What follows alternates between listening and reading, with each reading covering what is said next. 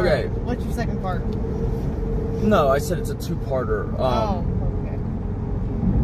But, like, you need to, like, really examine if it makes sense to be in a long-term committed relationship with someone who has already said that they want to make streaming a vocation, whose stream persona you don't like.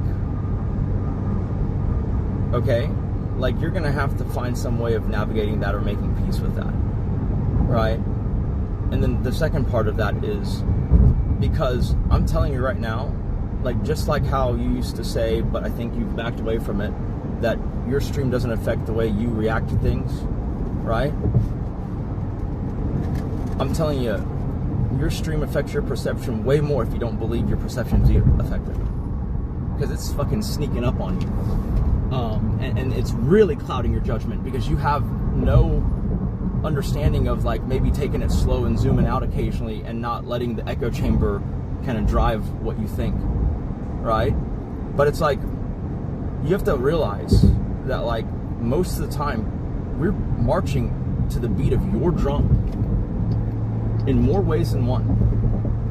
Okay? All right. Like, literally, you know, you have chosen that our dynamic is to be this challenging, you know, slightly, you know, acerbic, sarcastic thing. That's your choice, right? You didn't have to be. You could have made every moment that I'm on stream lovey-dovey, but you chose not to do it that way, right? And that is not my fault.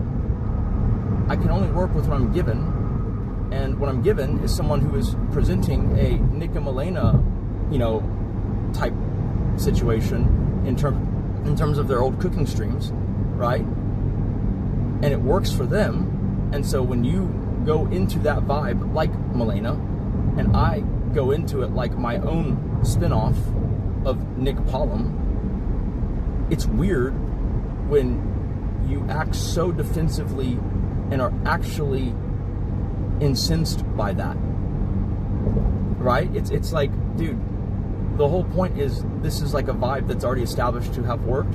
You are setting the vibe.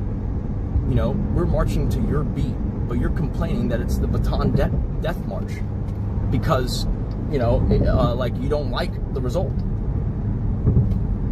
Like, you realize that, right?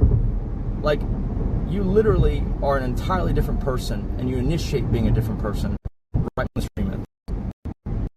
Like, I just need to come to, you know, realization that, like, you are way more different on stream than I am. All right?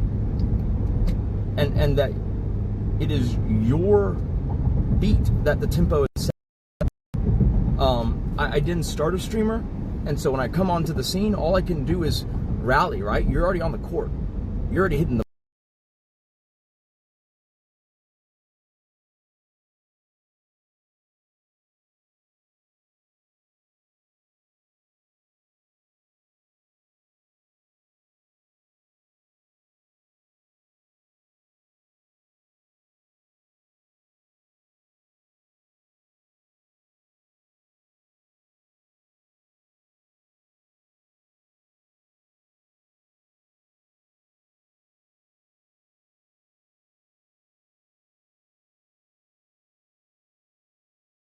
play this role, and then you blame me for playing the corresponding role. It's so fucking crazy. Like, I'm sitting here thinking, like, are you serious here? You're just gonna snap, change, right? Like the moment stream is off, you're a different person. And I'm the one who's fake. I'm the one who's exaggerating my whatever. Okay, I might be exaggerating who I am and the energy level in which I, you know, act, but, like, you don't even have the same opinions, right? Like, it feels so crazy to see the pot calling the kettle black like that. I'll like, try to think about that. You're right. You get what I'm saying? Like you act cuddly and clingy the moment stream is off, right? And then on stream you act aloof. Like, literally, I'll just call it out for the next couple of days just so you get a feel for it. Like, I mean, like, every time, dude. I come up to you and you're very aloof. You don't even look at me. You just keep looking at your chat, right? You know, contrasting to when you come in the room, I turn around and talk to you, right? But if I go do the same thing that you do to me every time I come up to your stream, you do this thing where you're like, oh my God, I thought we had an agreement that when we're streaming together, you're not going to focus on your chat. It's like, right, so you're going to focus on your chat, but I can't focus on mine. I would love to know. I want to just, when we're doing the cooking stream. Okay, so anytime I come up to talk to you, let's ignore chat. Anytime when I come up to talk to you and you're streaming, like, you don't... That's not us IRL cooking, though, for doing it. That's me prepared for you to come up and start ranting and get distracted, and Joe Street's going to go off about cars with you. You know, they're going to commandeer my... Like, that kind of stuff. Like, I just feel like you're going to commandeer my stream for, like, 30 minutes, and I have to just sit there and let you finish, bro, or something. Like, that's different. That's why I'm annoyed when you come up to my desk and just start doing that stuff. But I'm just saying during IRL streams, we should just ignore the chat and focus on the content segment of cooking or the goal. But you have to understand that half the time, when I'm coming up to you and you're streaming, it's your shit, dude. It's like some animal-related thing, or it's some schedule-related thing, or it's like, can you check this sponsorship thing? Because, you know, I'm trying not to seem like I'm a controlling person so that you have to respond to your own sponsorship shit. Like, it's like this is all, you made the bed, right? Like, I'm just laying in it with you, but you made the bed, you know? Like I used to handle that for you, and now you created that spin of how I coerce you, and now you have to handle everything on your own, and somehow it's still me being annoying when I come up and tell you that, hey, this thing is awaiting a reply still. It's like, dude, like, okay, you're literally the meme of sticking a fucking stick in your own bicycle wheel spokes and then falling and saying, Nick did this. It's like, Jesus Christ, man. Like, you gotta look, like, you know, don't just look at what's immediately, you know, don't look at your nose in front of your face, right? Like look a little bit past that, right? Okay. Look into the distance, you know, and don't miss the forest for the trees. All right, I'll try to keep that in mind. But like you realize that you are purposely aloof every time you're streaming, right? Like, you're purposely no, I didn't aloof. Realize that. I'll try to monitor it. Call me out. That's fine. And you make comments that make people think you don't want to be here, and then you complain that they complain because you have to understand, okay, your chat is an absolute reflection, as everyone's chat is, right? Where there's a lot of people in that chat who think that they can curry favor with you. Now, I'm not saying they do, but they think they can by parroting and mirroring your own sentiments. I normally shut people down who are shit talking. Yes, but I realize this, but what I'm trying to tell you is that you're also setting them up to be shut down. And if that's the whole game, fine, right? But like, you say things that make them think that what they're saying isn't out of line, and then you call them out for being out of line. It's a little confusing. I haven't said anything lately. It's just been people observing our interactions only. No, it's also the demeanor, right? When I call you and say, hey, this IRL food stream, and you're like, yeah, like very, very low energy, very, very unenthused, they're reading between the lines, right? Because like, I know that it's just going to be you yapping and me cooking. It just seems like that's been again, lately. You're justifying. What I'm telling you is you are feeding. No, I'm telling you why my energy is low. I'm Oh, not justifying anything. I'm telling you doesn't- why that's become my reaction now, because I know what this is. And I'm the loud one. My voice is very, very sedate right now. It's very, very flat. Yours is getting higher. I'm just going to note that. Okay, I'll try Right? to monitor that. But like, I'm not arguing with why you do what you do. I'm just saying, keep going with that and look at what the causal result is. Okay. And at some level, right, you know, you can keep saying you do A because someone, you know, or you do B because someone does A. But all I'm saying is B leads to C. And so if you don't like C, you got to avoid B. Right? And Sure. you do the thing where you shift the locus of agency to the person who's not you, which means you have no agency, right? And you say, well, because you do A, I have to do B, and then C results. It's like, dude, or you could cut it off at B, right? Or we could talk about it and we could find a way how not to do A, right? Sure, that's But like, a good point. But like, right now, right, I'm telling you that like what you are doing there when you act unenthused, whether you have a good reason or not, is feeding into why they think you actually want them to be hypercritical of me. Okay. Right? I'll try to keep that in mind. And so you got to weigh, is my demeanor so annoying to you that you are willing to endure having a bunch of people bandwagon on and pile on as haters?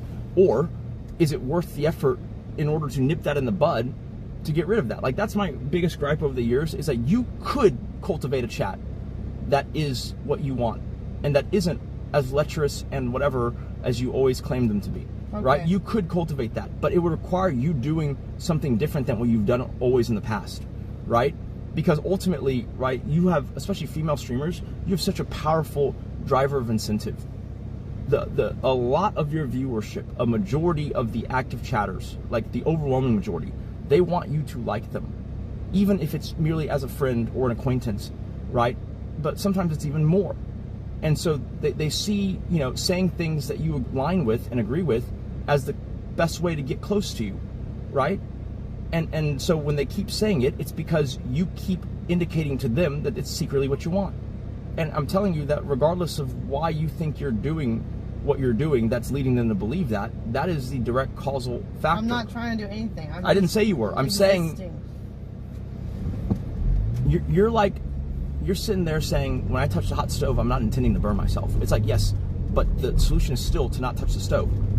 Like that's what I'm saying. I'm not saying whether you have a good reason or a bad reason. I'm saying this is a causal link. A causes B, right? So if you want it to stop, you need to stop doing A. All right. Just it doesn't matter. Out and try to keep it in mind. I know. I'm saying, like, it doesn't matter what your reason for doing A is. Okay. Well, so that's the thing. If I call for me to call you out, I would have to watch your stream enough versus just. No, I mean in person. Well, no. Some of this doesn't happen. Because you're talking about my reaction in person. Yeah, but some of this doesn't happen in person. Some of this happens before I get there. Let's say we're doing the IRL cooking thing, right? You're acting super unenthused and like, oh, okay. Like that is setting up the reaction. Now I'm telling you why I'm unenthused. Maybe just try to help out more next time, so instead of like getting distracted with yapping. That's all I'm saying. That's why I think we should just ignore chats and focus on interacting with each other during IRL segments. Otherwise, there's not much point to do them. We can, but like that's historically, which hopefully will change, the activities we're doing aren't particularly engaging. Well, they can be. It's not engaging when one person is cooking and the other is off yapping at his phone.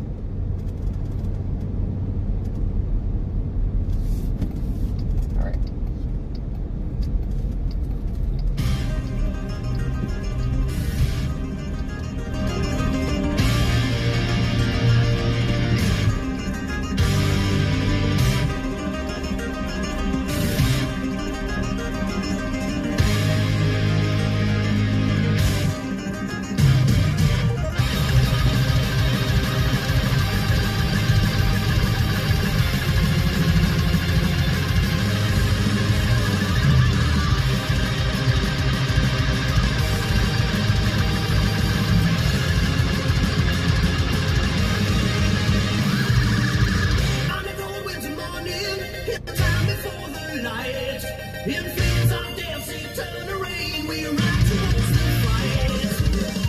Like the comment they keep showing me, which I don't know what the context for, is you basically saying that you like triggering me more. That's just Ray. He's always trying to make us fight.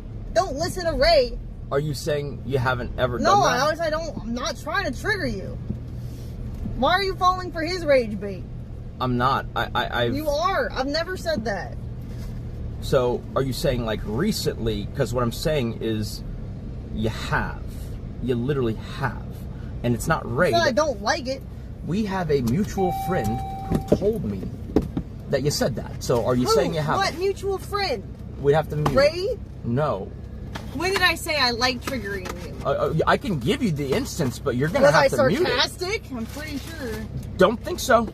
Okay. I'm going to take by the fact that you don't... If you think that's genuine, then just divorce me right now. Jeez. I do not like triggering you. I'm so tired of it. Oh, I don't think you do, but you said it at one point. Why are you raging? You said a lot of shit at one point. Want me to bring all that up? No shit, but that's why I'm addressing it.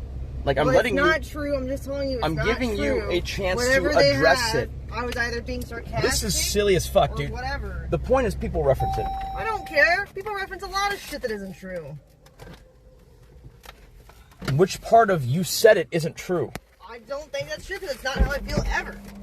Bro, maybe you were so angry that you didn't register, but if you want to mute it, I can tell you exactly who we both know very well told us. I don't give a fuck. Exactly. It's such a stupid thing. You said that? Being a queeper. Oh boy, we're gonna call names now, huh? We're gonna do the name calling thing, is that right? Is that what we're doing? Name calling? It's not the name, it's just a joke.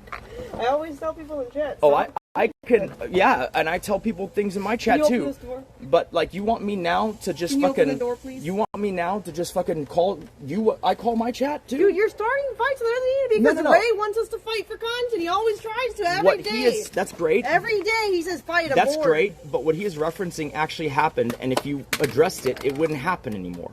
Whatever I said, it was probably sarcastic, and I'm sorry that I said it. If you want the exact context, I don't care, Nick, because it's not true. Well, what I'm saying is that when you say things that aren't true, and you don't actually go back and Okay, whatever it was, I don't mean it. that doesn't. There you go. That's not particularly convincing. I don't know if you've noticed that. Oh my gosh. Okay, I'm gonna go IRL stream. Oh, you're gonna run away from the problem per usual. Yeah, pretty much. All right. What a responsible fucking person. Instead of addressing it. I've already addressed it, so whatever it was. You have to understand though that like when you want me to address things like that, because like literally I still remember someone I don't really want you to address anything. I try to forget about the past and I move on. remember someone up my ass about something on a podcast. Right. You know?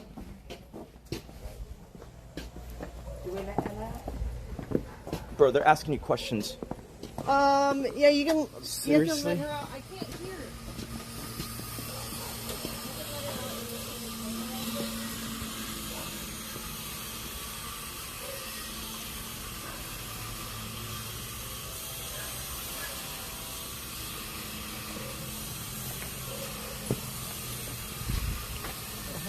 Hey, what's up? Is that everything? Yeah. Wait, what's this? Does she know about this? Oh, well, it's open, kind of. I did ask them to clean out the cleaners to get the fridge in the Jeep because it's musty. The fridge in the Jeep? Well, wait. I mean, you don't give a fuck, but like, they're supposed to, the cleaners are supposed to clean out the Jeep. The fridge. Are they actually going to do it today? I asked them to, Yeah, well. and she said yes. So Also, are you aware of this package? I don't know what it is. Well, it's in your car. What? It's in your car.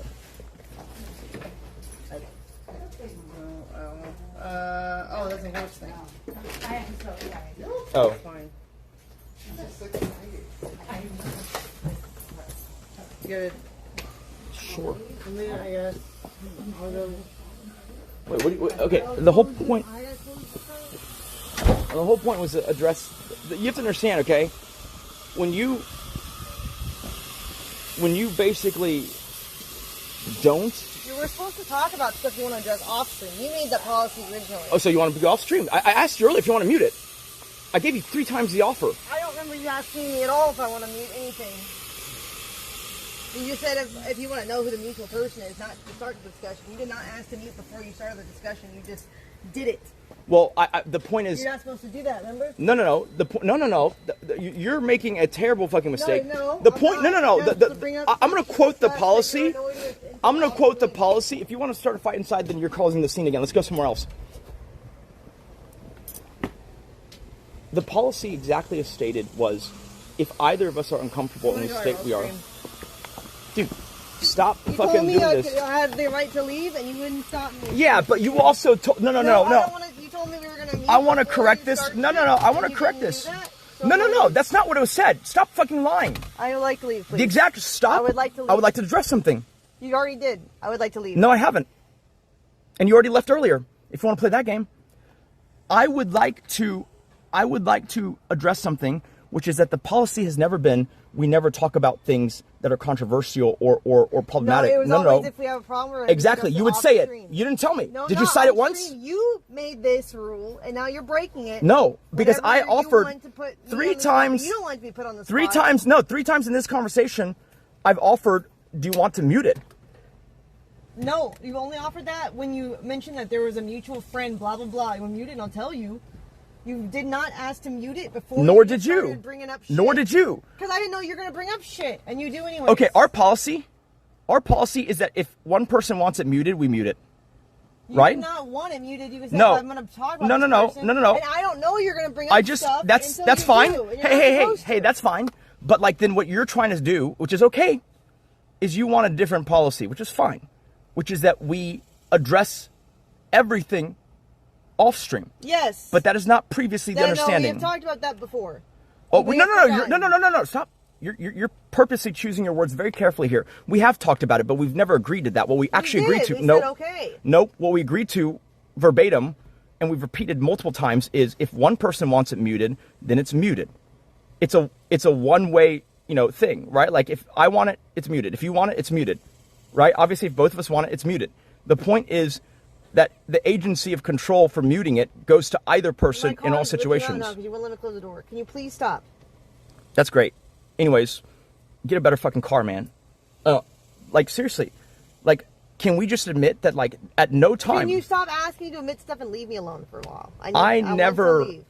You can't just run off, say something untrue unless you want me to start saying untrue things. Stuff that's like. Did I? Well, okay, what did I say that was untrue? I didn't. Yeah, I didn't. I'm telling you, it's not how I feel. No, I didn't say it's how you feel. I never said it's how you feel. Let's go watch the clips. I've never said it's how you feel. I said, I know this is not how you feel, but this is what they're taking it as, is what I said. But also, the policy which you kept saying I broke, which I did not. When is the clip from? What day? It's exactly from the day that we were in the living room and you were sitting on your phone. That's not descriptive. Are you serious? I do that a lot of the time when we're in the living room. No. We were both streaming. You refused to stop streaming, and then even though I wasn't near you, you sat on your phone and narrated that you were trying to do that to stop me, and I'm pretty sure you're looping, hence why I do. So you're gonna go back and bring up something from when I wanted to divorce you? I don't think you realize what's going on. Yeah, when you secretly fucking filed a divorce and paid a lawyer. We move past it? Oh no, we have, but I'm trying to say is that. Why are you bringing up past shit again? It's very simple. We've talked about not doing that. It's very simple because you have not. Is this God pushing me to divorce again? I don't know why you're bringing this up on a random day when you're supposed to be chilling. It's very simple. It's because when you need to address tough situations, you get really defensive, and it makes people feel like that you're not actually, feeling the thing that you're saying words or committing words to. And so, if you merely just, instead of making a big fight, addressed it one time, it's done forever. And the clip can be rehashed to address it forever. But you never contritely take the time to invest it into correcting things that need correcting, and instead you sit there and you get a bad attitude, you run away, you fucking do a trillion other things instead of just fixing the problem one time, right? You just fucking slap a band-aid, some duct tape on it, and like, that's fine. It'll stay together now. And it never stays together, and you never fucking learn. It's literally just, yes, you said that. Yes, some of the fucking, sycophants in your chat are still holding on to that very notion, even though it should be understood by an observer, a casual observer, that it's not true. But however, then you go and you do the thing where, you act like you don't want to be here, or you don't want to be around me, and then right when stream is off, you're fucking the most clingy person ever. Because you don't do this shit when stream is off. And what I'm telling you today is that you feed into this being the only... No, you come and you annoy me for content. You say things that are like edgy to annoy me on purpose because you think it's funny. I don't say things that are edgy to annoy you on purpose that I don't say in real life. No, you don't. You don't do that. Which one? Shit. Which one? Oh my God, there's too many. Name one. Okay. I don't want to think about them as I bring them up in person. I'm like, you shouldn't say that if you want, like, talking about paying for girls' porn and stuff, trying to like. Make excuses around Whoa. I didn't bring that up. No, I'm saying you will make jokes around it when I bring it up. And you brought it up then. You brought it up. I make a joke. I'm the bad guy.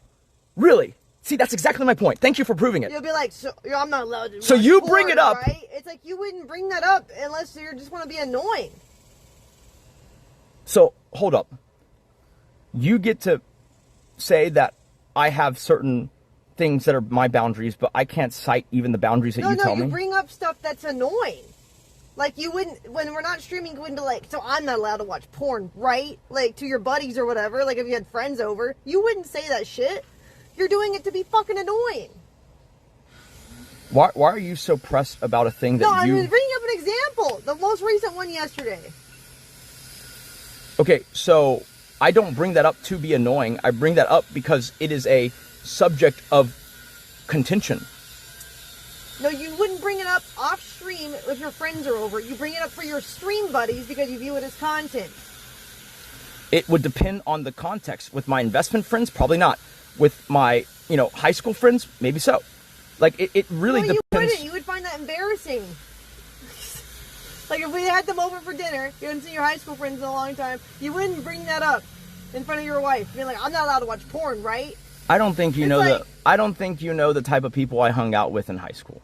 You are like 36-year-old man. And if I haven't seen them, oh my god, like you're not like a teenager and I'm your mom and I banned Pornhub on the fucking parental controls or something. It's weird. Well, then why don't you address that? Either say, hey, can you mute it real fast? Or address it off stream at another time versus what you do now, which is you feed into it and then I'm the villain for making a joke.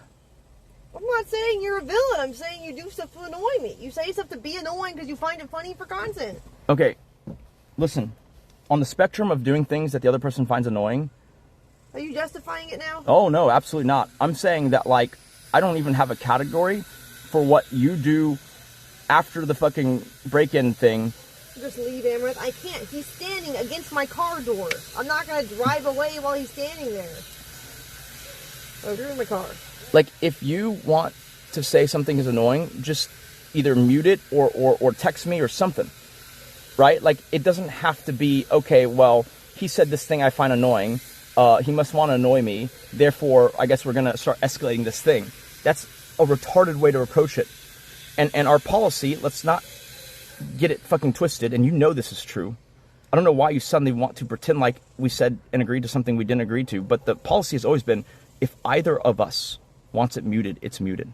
That's the policy. And if you want to change that, I'm perfectly down. But like, let's be real honest here, that is what's happening. It's changing, which is fine, but it's not that I am breaking it. Huh? Why my keys? You took my... No, my bag is still in your car, actually. I actually would need to get it out. Key fob not detected, so find the keys. Oh, I guess it is on my person. Well, to be fair, you literally forgot it. Can I no, I gave it to you when you went away. No, you literally forgot it when you ran into the restaurant. So it doesn't matter. No, okay, bro, I'm explaining to you why I have them. You took them because you went to go drive while I was at a lesson. And you came to the barn and asked me for my keys. They were still in my backpack. I did not forget them when I went to the restaurant. Dude, you probably go back to the stream. It's probably caught on audio. As we're getting out of the car, and you haven't gotten out yet, I go, here's the keys. Oh, I don't hear that then. Again. Whatever, dude. I'm leaving. Goodbye. Look, are you just going to sit there and pretend like that was the policy? It's the policy now, whatever you said. I would thought that was the policy, but if you disagree, fine. It's the policy now. When did we say that? A long time ago. Can I stop? I don't have dates. My mind is not a computer where I can just pull up the file. And you're saying that we agreed it doesn't matter, Nick. Maybe I'm wrong. Who cares? We are agreeing now. And so why are you running off when there's stuff to do here? Because I want to go somewhere else so you won't badger me anymore for today. Or at least for Dude, let's stop running from bullshit. Well, can you go upstairs and leave me alone?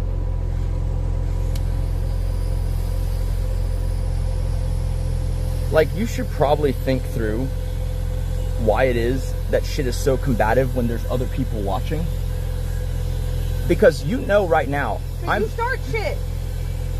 This would not have happened otherwise. No, that's not true. I was talking to my people about a finance story. Yeah, that's the issue. You talk to your people and you're talking to yourself mostly, and the fucking 5 active people in the chat who keep trying to induce drama for content and try to pick apart your insecurities and shit, or what they think are insecurities. And you buy into the rage bait and you work yourself up. No. I'll give you a little bit of insight.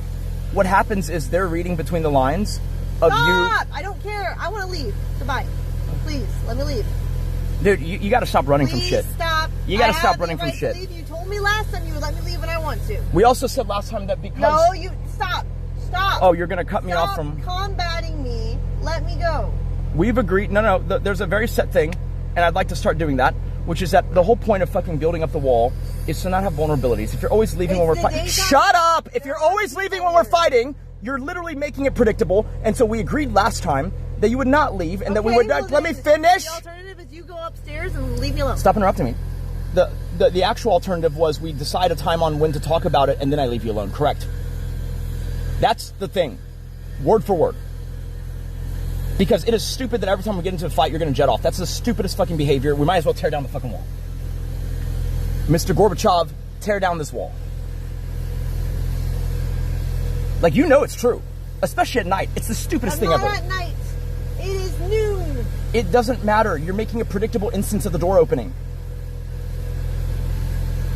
You're creating... We do that every time we say we're going to go somewhere.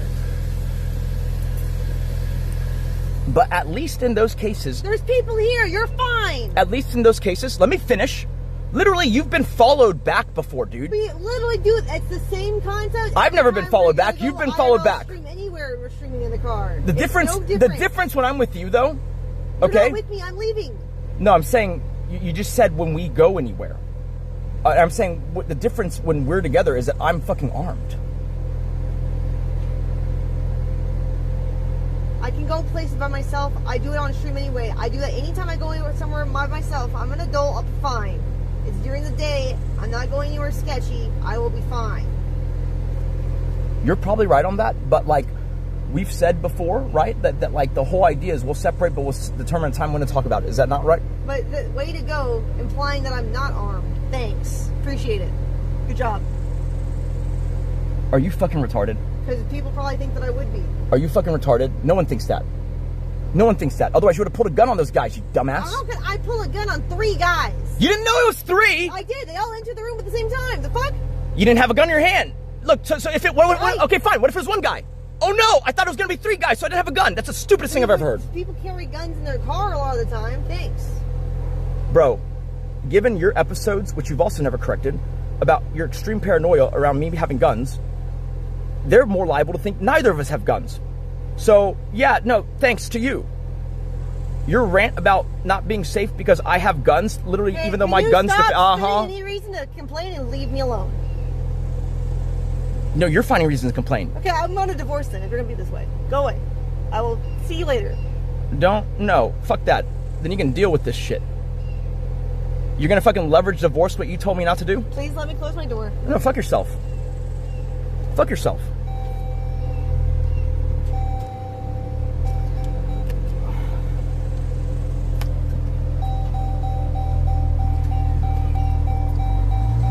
Did you literally just leverage divorce?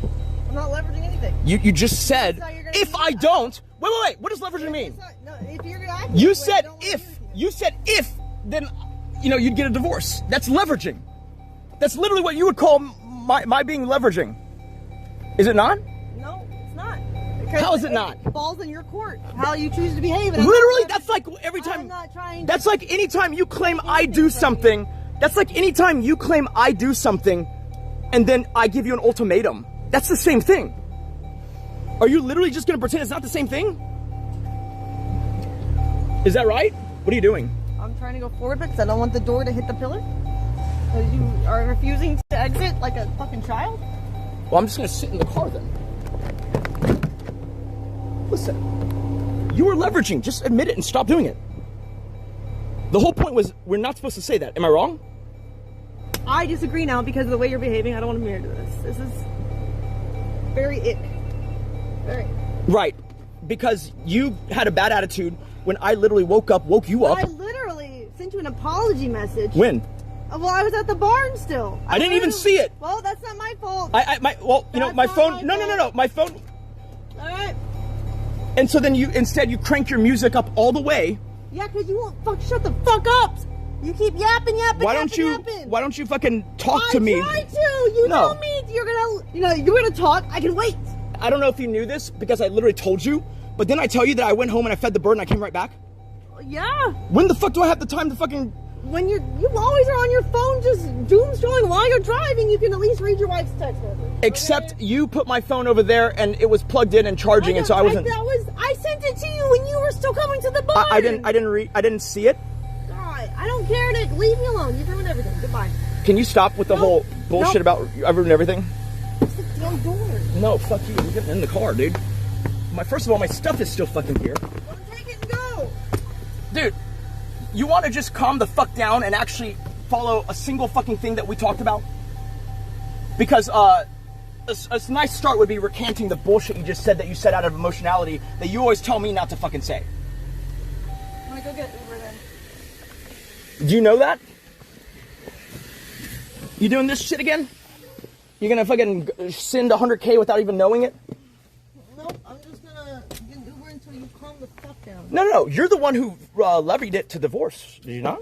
You won't leave. You won't Is that stop. You told me is that before. is that an I escalation? made it very clear to you that if I want to leave, you have to let me leave. And not just to agree, Dick. I literally told you. I cannot escape your bullshit. I literally told you we can separate, but like separate as in. No. You said go upstairs. No. And you refused to do that too. But the other half of that is we talk about when we're going to talk about it. Just leave me alone. Are you serious here? You literally told me. You literally told me that the whole thing was. No, I literally did. I said we can separate physically right here. This is nuts. I literally only did what we said, which is I asked you. We're not doing anything that we said. I asked you. Fuck off.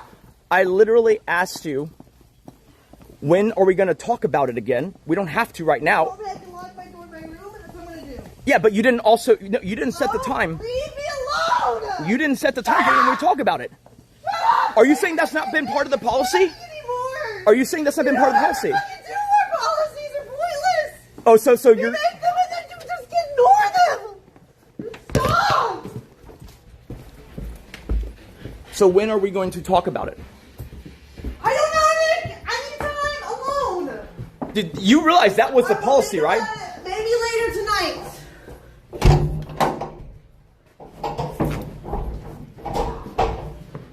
What a wild person where nothing stated matters when she's angry.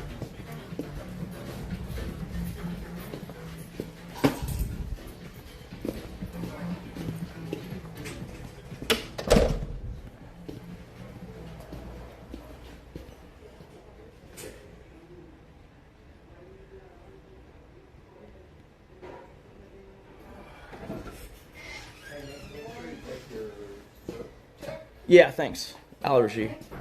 Yeah. Where's that baby pigeon? Oh, it's over here. Okay. Yeah.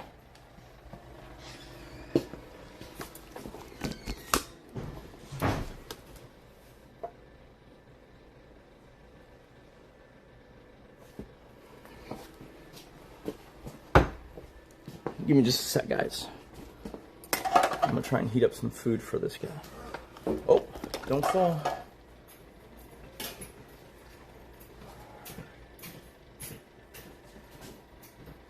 How you doing? You okay? Cool. See, look, more poops on the side because he's smart enough to crawl out of his little nook to poop, which is good.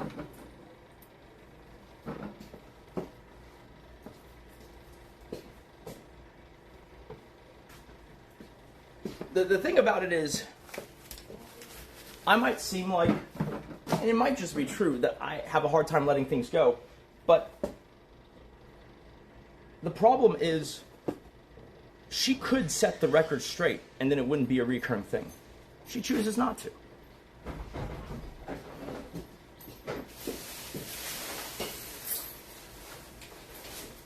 And then she wonders why it's such a problematic thing later on, you know?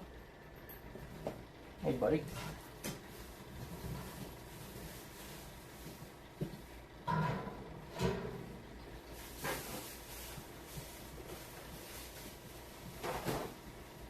Like, the truth is, the thing that is being cited did happen, and yeah, she might think it's, you know, water under the bridge, but if people bring it up, it makes sense to debunk it at least one time, right? Beyond that, I would have just ignored it as well. Beyond that, it could be linked in terms of, like, you know, addressing any of the fallout.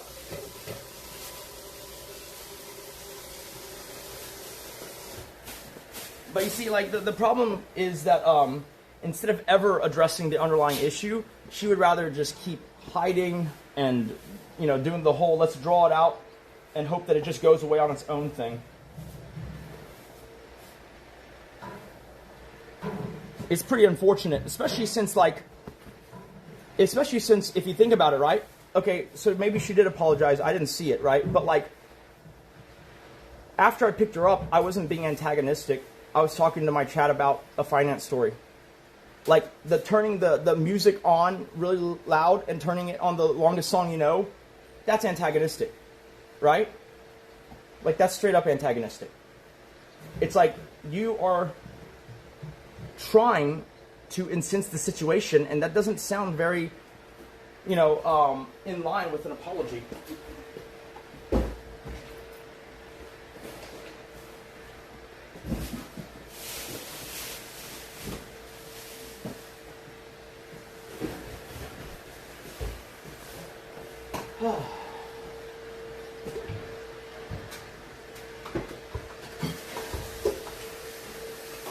Always a mess when she acts that way.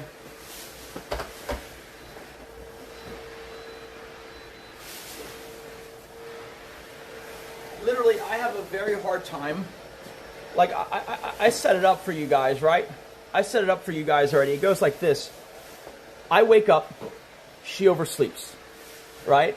I wake her up because I also set an alarm because the thing is important to her, right? I wake her up, right? And then we get going, okay? And then on the way, she's calling me out, even though if you stop and, you know, look at the situation, it's her hobby.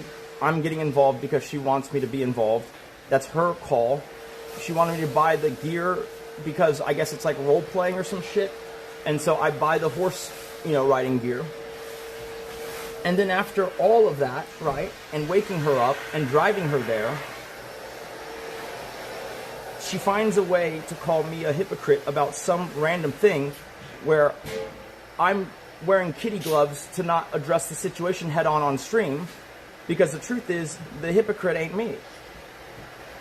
Like, the retarded hypocrite was her for fucking trying to recreate, or not trying to, but recreating regardless, the situation that we find ourselves in, which is not great, right? And what I'm talking about is the Lavender / Harley misadoption situation.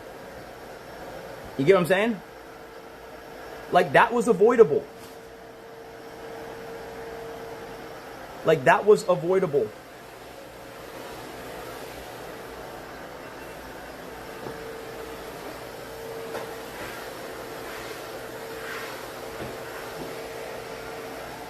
I do wake up at 2 p.m. of my own accord, but if she wants to get up at 8 to do something, I try to help.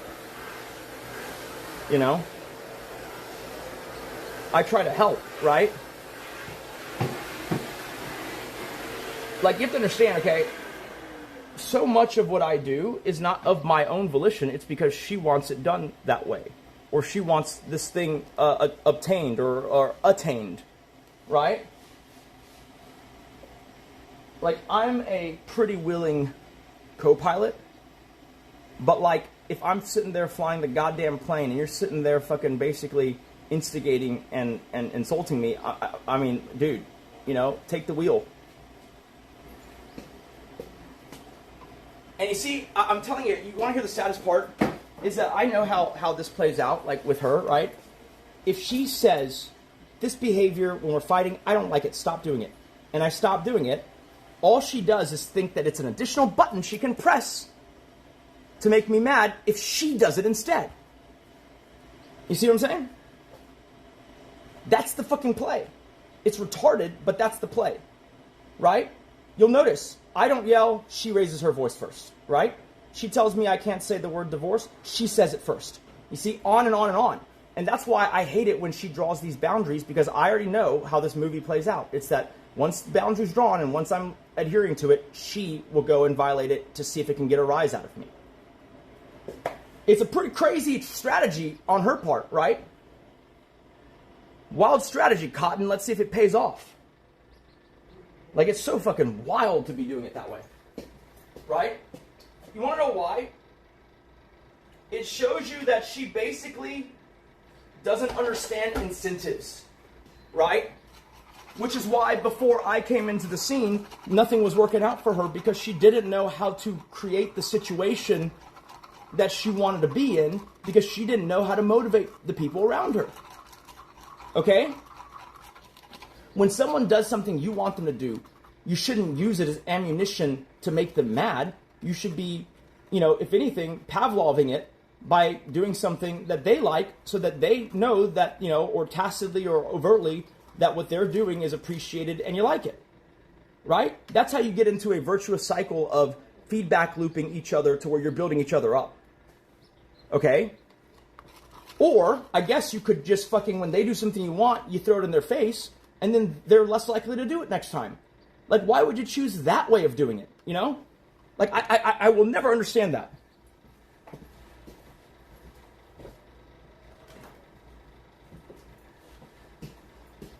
Like, it's so hard for me to fathom that.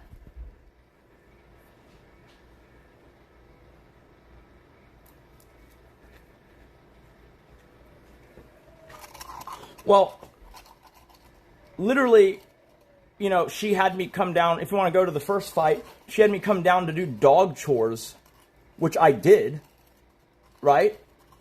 And then try to crucify me for making a joke about a cigar. I mean, if you don't think that's backed into a corner, I don't know what to fucking tell you, man. The point is, we've talked about off stream the way to de-escalate, and I was following it to a T, and she wanted to change it, which is okay.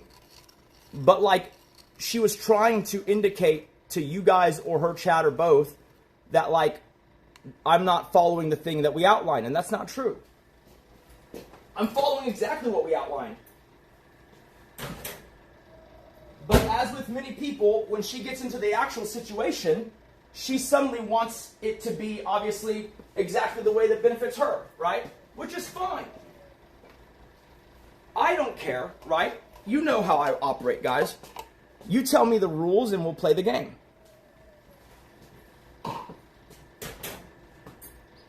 Right?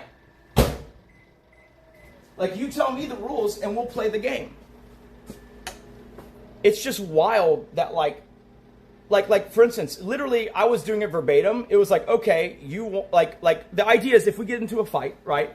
Or if we get into any kind of disagreement and she wants space, like the idea is we're going to stop blasting out of the house because that's dumb.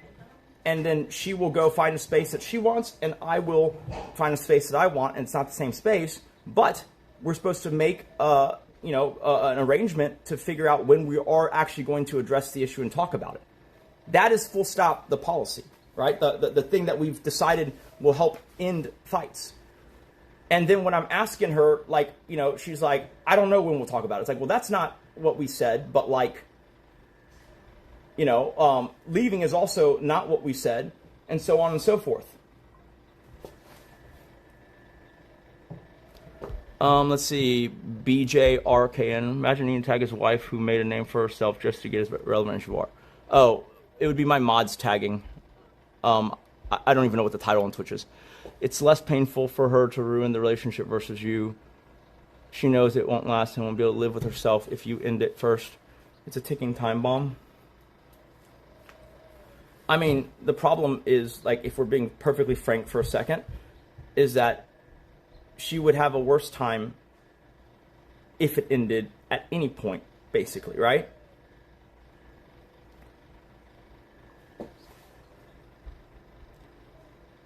Well, like, the whole point was we're trying to disincentivize the leaving because it's a vulnerability.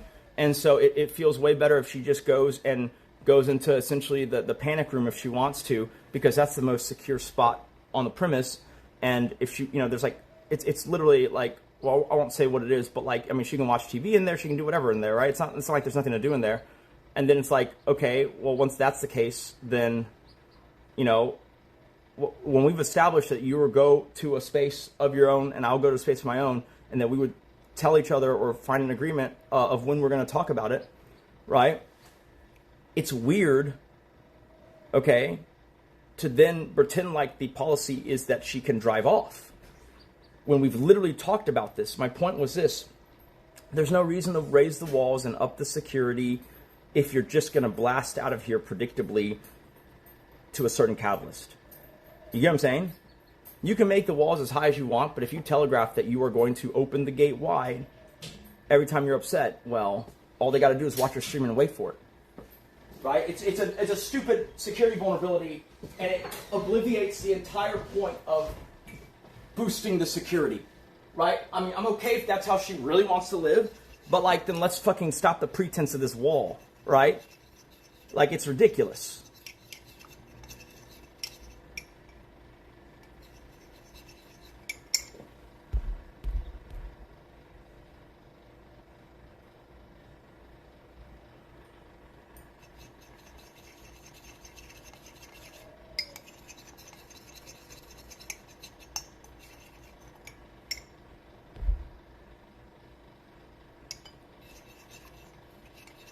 And see, like, the way she'll go about it is now she's stoked the incentive of her chat to be like, yeah, divorce the bum, divorce the bum, divorce the bum. Right?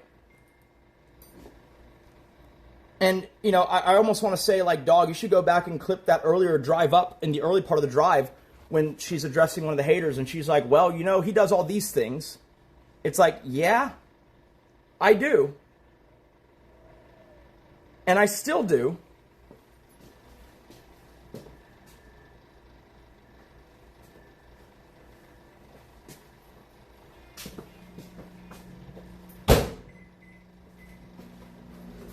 But, like, I don't think she realizes how much it basically demotivates me, if not just outright wanting to create hurdles for, like, her getting this ranch bullshit when she's sitting there fucking yelling divorce after telling me I'm never allowed to say that word. Bro, I mean, you better be ready, because if we ever get that ranch, it's going to be post-numped out the ass.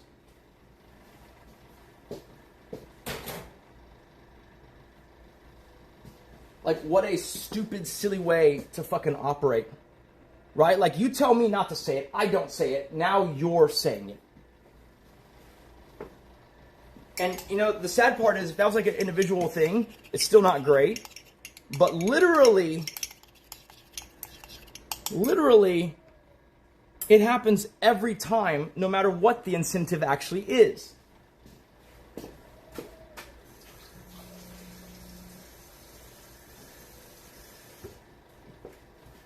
Like, she's too fucking retarded about that shit to understand that, like, look, you might be mad, but it makes sense to build a foundation for future behaviors and future ways of dealing with conflict resolution. Okay? It's just so much better than this bullshit of, don't do this thing, ever. Now I'm going to do this thing, right? The silliest thing is, you want to hear this? You ready? In the past, we would both yell, we would both cuss, we would both do a number of things, and you know, after the recent fights of you know, April and May, I was like, you know what, it kind of doesn't behoove me to sink to that level, even if you're doing it, and so I'm going to try and disengage at certain times, right? But, like, I was attempting to disengage in a structured way that we've previously outlined, only to you know, see that she doesn't want to actually disengage in the way that we previously outlined. She wants to change it, which is fine. But it's like, what's the point of these understandings and compromises if every time any person gets mad, they go out the window? You get what I'm saying? Like, she used to say this thing, which she doesn't anymore because it's such a terrible soundbite, where she goes, I'm yelling because I'm mad. It's like, right, and I was yelling because I was happy. You know what I'm saying? It's the Indie Fox thing, right? Other e-girls are whores. I do it for the money. Everyone's doing it for the money. Everyone's yelling because they're mad, not because there's no reason and they just want to yell. Like, it's a misunderstanding of how humans operate, right? Like, I guess I just got to stop deluding myself into believing that even if we say we're going to not do X and we're going to de-escalate with Y, that when she gets mad, it all goes out the fucking window. Right? Because that's what's happening. It literally just goes out the window. When you say cornered her, like literally I put myself in a car and drove her to a thing that she wants to go, right? It's like a minimum like round trip plus the horse thing itself, plus the eating, like a 5 or 6 hour lock-in. And if y'all heard the phone call earlier, y'all know that I was trying to be helpful because she was like, oh, I guess we won't get tacos, which is already fucking real bullshit because it's like, her understanding was I was trying to go back to feed the bird so it wouldn't starve. Yeah, you can sacrifice your tacos, right? But luckily, I anticipated, and I went and fed the bird. And so even though it's more driving for me, I fucking tell her it's amenable. It's a 5 or 6 hour lock-in for me. It's time I'm sacrificing and do something that she wants to do with her and help her do it because that's what she wants. And all I do is get insulted on the way up.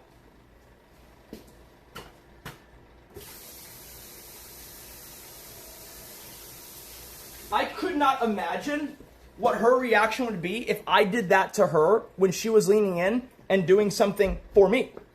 Like, I truly cannot imagine how that would go. All right, we're going to take a brief intermission while continuing to talk. Shit, I'm not going to spill this fucking thing. We're going to do a brief intermission to feed to him now that while I was talking to you guys, I prepared bird food. And my shit is so hard to operate when there's a battery pack because it's heavy. Wow, dude. Everything is just fucking shit. Oh my god, dude.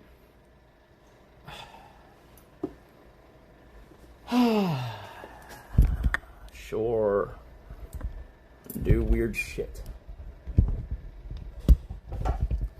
But no, like, I'm really, really, like, confused because, like, the setup of life is basically as best as she could determine it. And, like, I'm going to tell you right now, despite what her fucking Sims might say, it don't get better with me not in the picture. And maybe that's just my cope, right? Maybe I'm just coping, right? But, like, I spend at least a lot of time doing stuff for her. And, like, you know, if she wants to try and hire for all those roles, she can.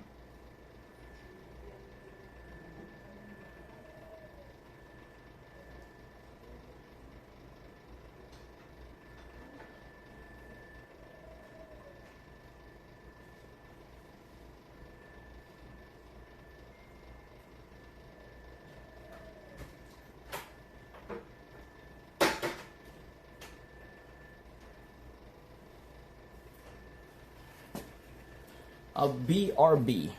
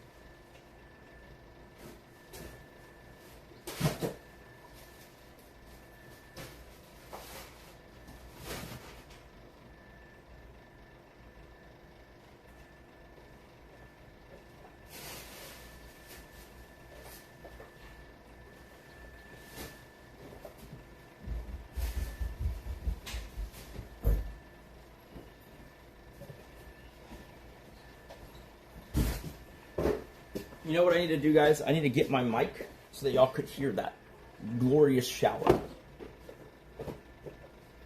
All right.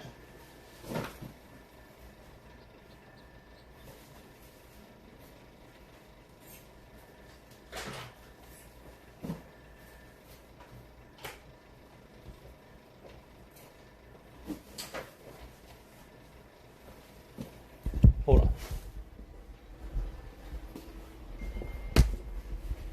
Wait, there's a way better way to do this.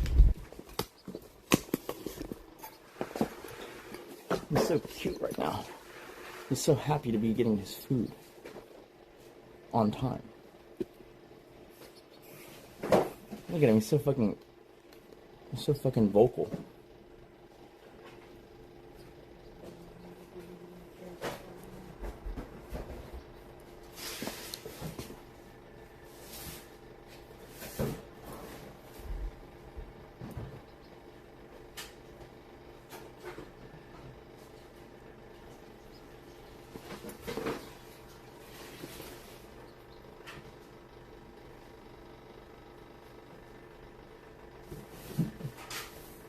She has good intentions, but the execution is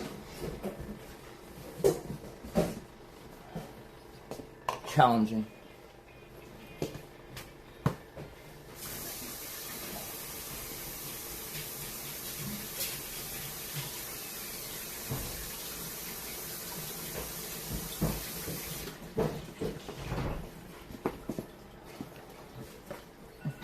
Fuck. Is there a way to get y'all a better view?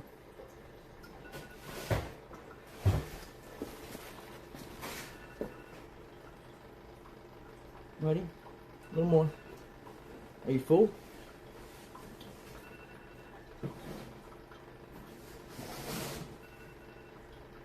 If you're full, we gotta clean you up a little bit. I guess that answers that question. Is not full.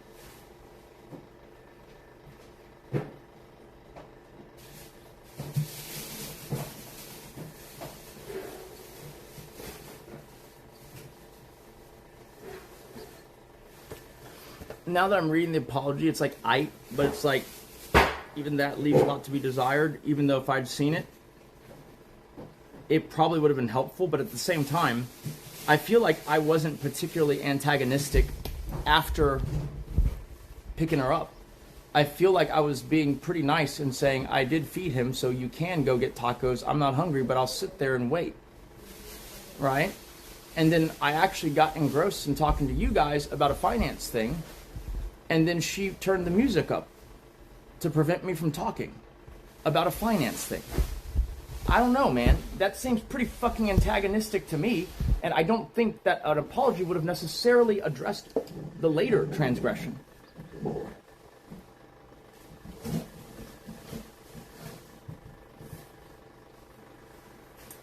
I know.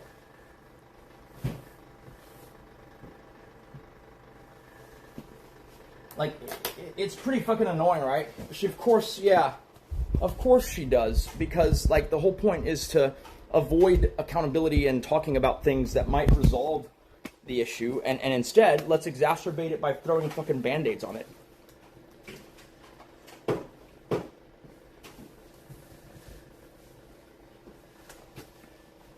But I know that she was at least watching our stream during the part where I was talking about the hypocrite stuff.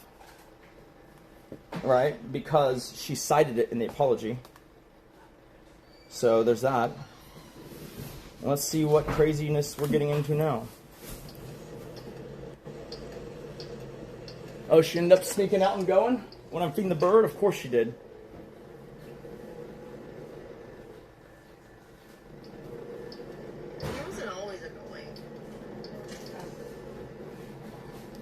Anyways, let's weigh the bird. I'd say he became more annoying after he stopped working and turned to social media full time, and then he's just gotten increasingly more annoying as he became like obsessed with that. He has an obsessive personality, so that's I didn't realize he did because I guess he left his obsessiveness mostly at the gym and at work. What a liar. Before we started doing the What a fucking liar. Here we go again. This is like that one time when she says that I lived at home and worked at the same place as my dad because nepotism, instead of the fact that my mom had cancer and I was trying to be close to home. Right? Now she's saying, oh, I didn't know he had an obsessive personality. It's like, motherfucker. Before we got married, I said, let's talk about some things. I need you to understand that I have a very obsessive personality. And that means I'm very focused on whatever I'm doing. And if that's okay, you know, then fine. But, like, if you have a problem with that, then we should talk about it at least. You mean, like, you were surprised, Pikachu face, when I literally sat you down and specifically talked about it?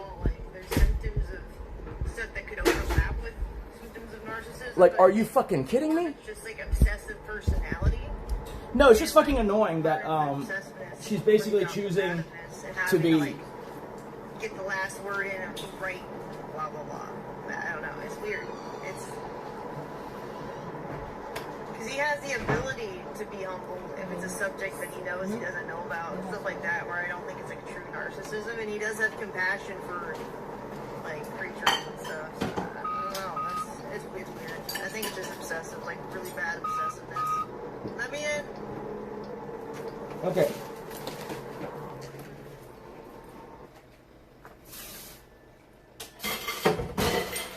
Okay, let's set a little bit of a timer. We'll check on him in 2 hours. He still goes to therapy, but I don't know what he's getting out of it. He's going with him to his solo therapy. I don't know how that's going. I don't know if he like is actually trying to get help with the obsessive, like his short fuse issues, or if he's just. Hey, we're gonna put you on there, buddy. There, it's like, yeah, everything's going good. This is what's happening in my life lately. Yep, like that.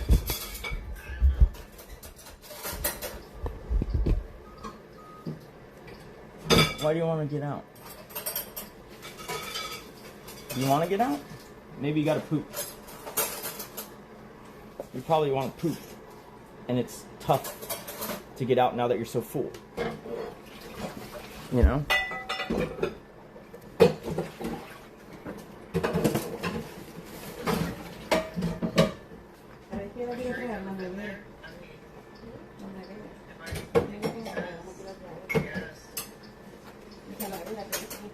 Right. It's better to be like her and not go to therapy at all, even though you're the one who recommends. See, like, you see the pattern here?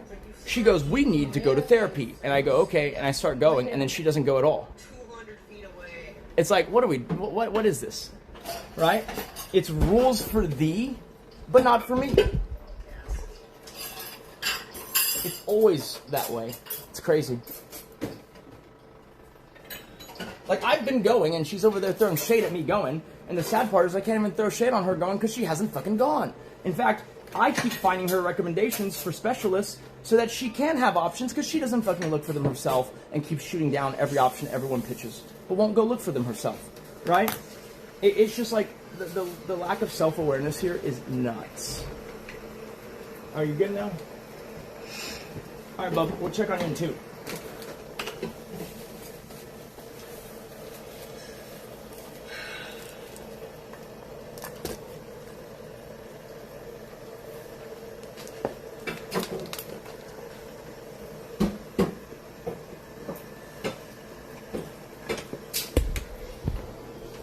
Alright, I guess we'll do an earlier death stream than per usual. I don't think she's forcing anything. I think she's... Well, I mean, look. The only forcing my hand would be if she started the stupid filing bullshit again. Especially if she engaged the same lawyer. That'd be fucking nuts. Right? Because then I know that she cannot be trusted in any way whatsoever. Right? Because we've talked about this. It's fucking sus. We've even talked about it on this stream. We all know it's sus what happened, like on the legal side, right? And it's just not worth pursuing, you know, currently. But like, you know, if she goes back and re-engages him, there's no Jacob here to look. Maybe she was lying, right? Maybe she wired them the money and she knew that she wired them the money, right? But it's still very questionable to me, you know, how Jacob was able to create a situation where he could move money without it being noticeable. I think that is a little bit extra legal.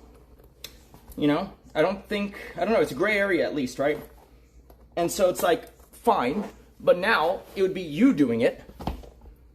And there would be no denying that you were, you know, obviously involved in, you know, creating a legal football match, right? Which is like the stupidest thing ever. Dude, for someone who said at one point, but then recanted it, that I coerced her, I wish y'all could fucking be a fly on the wall, the conversations. She was the one, like, while we were looking at the process, I was like, this is pretty fucking expensive to fucking do a post snub. You sure you want to do this? I'm not so sure I want to do this. She goes, yeah, let's do it. And then she turns around and says, I coerced her. It's like, I must be the worst coercer in the fucking world. Right? I must be the worst coercer in the fucking world. Because that makes no fucking sense.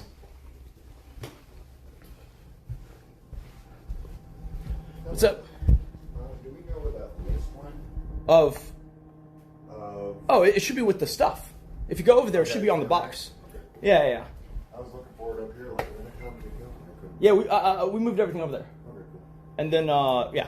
And then there's like 3 boxes, but I would get to them fast before the, The post office closed, that's what I'm trying to... Oh, yeah, but I mean the cleaners. You want to make sure they don't throw the boxes away again. Yeah. Yeah. Also, Oh, thanks. Yep. I got distracted feeding the bird. I gifted you a sub and it charged me $25.96. What? Wait, are subs really that much? No. Wait, what It's happened? supposed to be $7 and it charged me $25.96.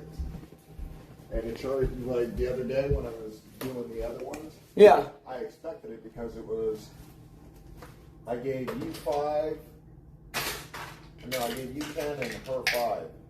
And it charged me like, I got a $120 charge from Kick. And I'm like, Yeah, I would check on that, but I can reimburse some of that. Like, we would just. because that's why I'm gifting subs. It's like supposed to be good. I appreciate that. Yeah, I'm gonna get the watches back. Okay, let me know when they are. I'm just gonna mark it off my list.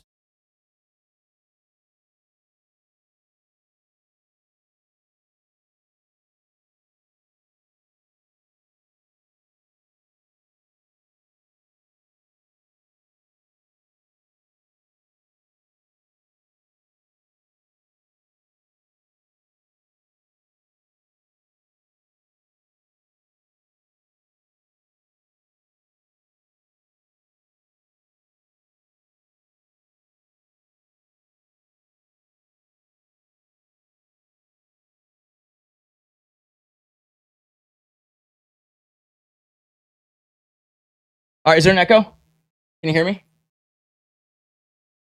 No, it's fine. I wasn't saying anything important. I was actually just mumbling about how the chat window glitched out a little bit, but I fixed it. Y'all didn't miss anything. Wait. Okay, good. Great. Yeah, I had to close or mute a thing and then all that jazz. Yeah, I mean, like, it's kind of ridiculous that she's like, I don't know. Like, it just feels like she is not great at not sabotaging her own long-term outlook, right? Because like everything she does when she's angry and flailing around is like generally like terrible. It's a terrible thing to do, right?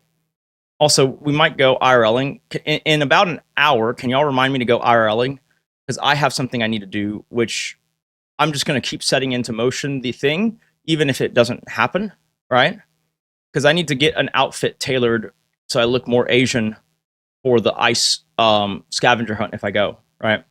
I'm still going to, and it's called playing to your outs. I'm going to be doing stuff that leans into that. And hopefully it happens and we go, right? Hopefully our little pigeon guy is old enough or stable enough that we can, you know, deal with me being gone during the day for streams.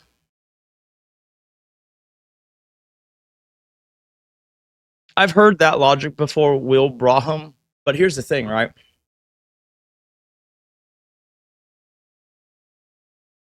Oh no, Mandy Love, I know what was claimed to have happened. I know what was claimed to have happened. But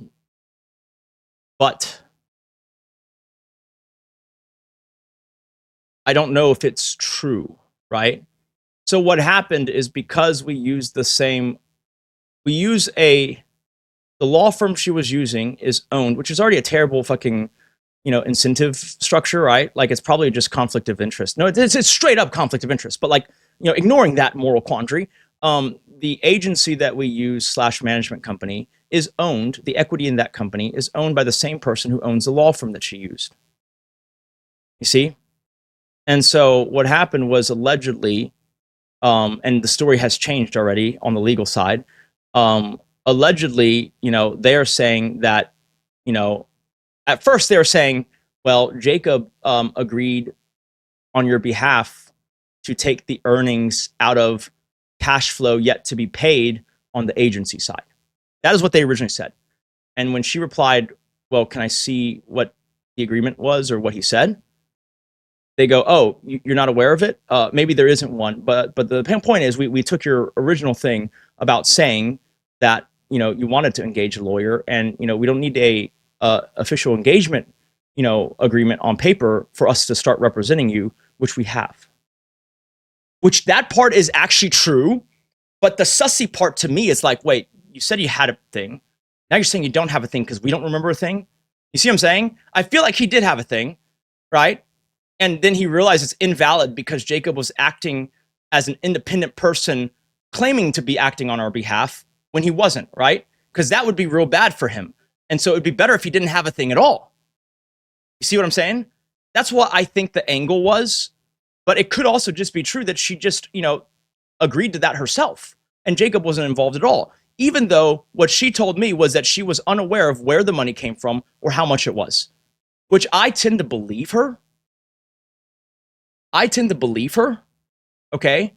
But, you know, it depends, right? It depends on how she acts kind of currently and ongoing, right? Because it's pretty fucking bullshit. I'm telling this to chat because I mean, that's a very metaphysical question. People stream because people share and have conversations because dialogue is a thing because you're going to have to be a lot more poignant in what part of that you're saying. I'm telling this to chat because it is relevant and it is a central, obviously, thing that I'm dealing with in my life, and I'm trying to stream. So, you're asking me that question because ?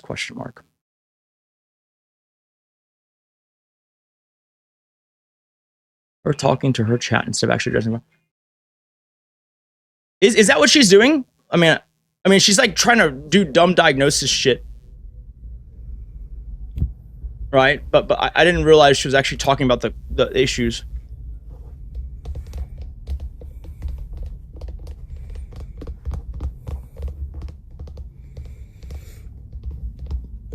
Yeah, I mean, a dialogue is a monologue if she's not interested in having it correct. Earlier? Oh, gotcha. 1910s. Well, the saddest part is this, right? You guys are aware of this. Is that you have seen me, especially when we're fighting a lot, you've seen me both obviously address my perspective and my side, but you've also seen me be very sympathetic and even cry a little bit when talking about, you know, certain things about her, right? And like, the point I made to her, which she still doesn't quite grok, is that I'm actually fairly balanced in, obviously I'm biased because I'm me, right? And my chat is biased because y'all are here mostly watching me. But like, I would bet that mine is a little bit more impartial than hers, especially during that time period, right? Because I could tell that my chat would be supportive if I was saying that I wanted to work it out, whereas her chat would call her an idiot for even thinking about doing that. And that's kind of all you need to know, right?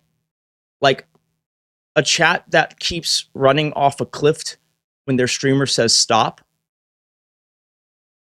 is a chat that has their own motivations and self-interest, and they are responding to their streamer, but they are selectively responding to things that their streamer says and does that supports what they want to do anyways. Okay? And so that's why I think my chat is generally less problematic. And I try, and additionally, like, it's different because her chat is so guarded about, banning for hateful conduct, right? And in my chat, I tried to make it more so that, like, it's really just about spam and TOS is the reason we have moderation, that I don't care if the opinions are critical of me, that I will, allow it, or I would like to allow it regardless. Okay? Like, that's how I feel about it. Yeah.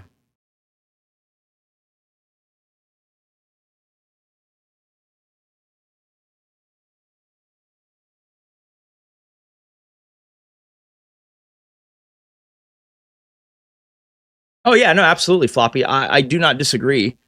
I feel like I fail to read between the lines, right? And I always feel like, I don't know why I have this false sense of like, oh, now we've resolved it because we have an understanding that next time we encounter this situation, we're going to react in this way to de-escalate, right? It's like, I'm down to do that, but like, if you just cut off half of that process, right, then it's only serving you and not really serving me, because my whole thing is like, when there's an issue, I would like to talk about it and resolve it. It doesn't have to be right then, but we need to be willing to commit to a time, because that's the responsible thing to do, right? It's like, look, I get it, right? Let's say you guys are, or like a hypothetical couple, not us, but like a hypothetical couple is having financial difficulties, right? Now, the wife might say, listen, I don't want to talk about this on the night of our anniversary, right? I'd rather just focus on the happy stuff. And that's perfectly fine, right? But then if their, policy or the thing that they tell each other is that, okay, fine, well then set a time when we want to talk about it. We don't have to talk about it tonight. And then she says, no, I don't want to. It's like, well, what? Like, are you saying we're just going to spin ourselves into the ground because you want to avoid the subject?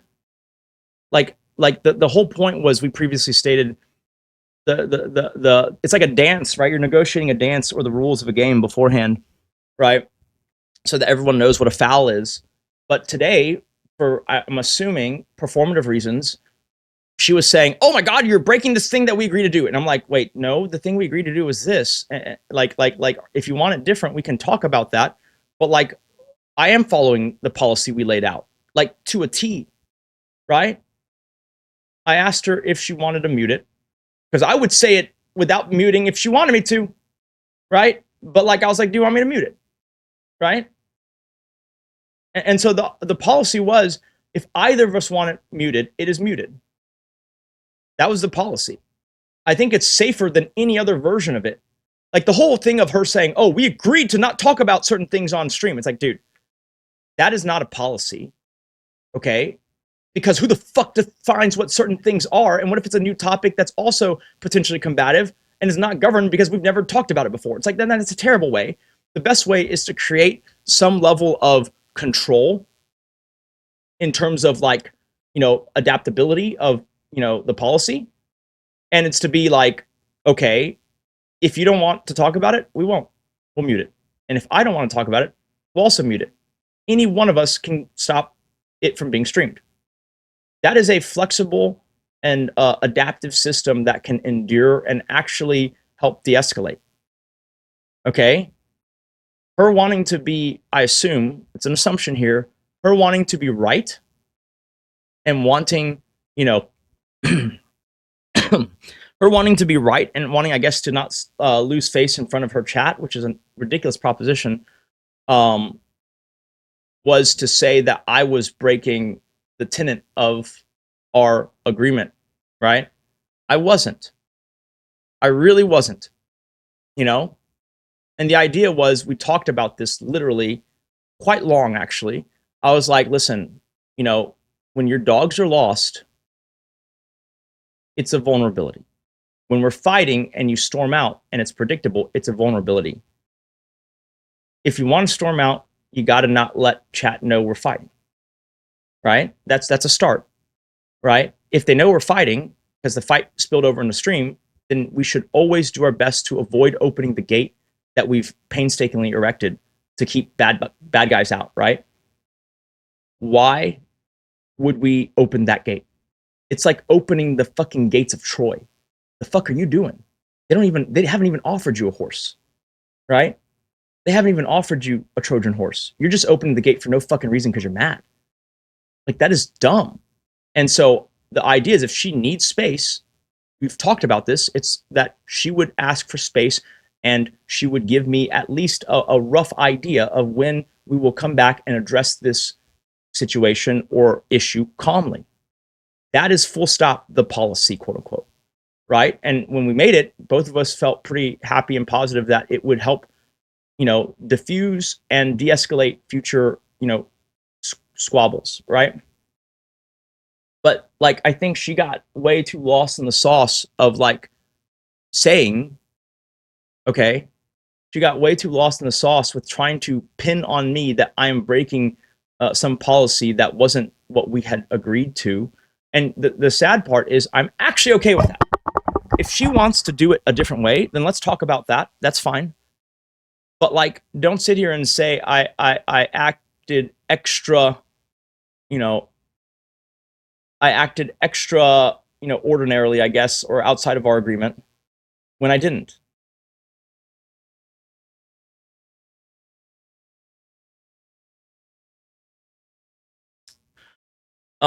The happy motherfucker, you might be right, but like, it's a tough thing, right?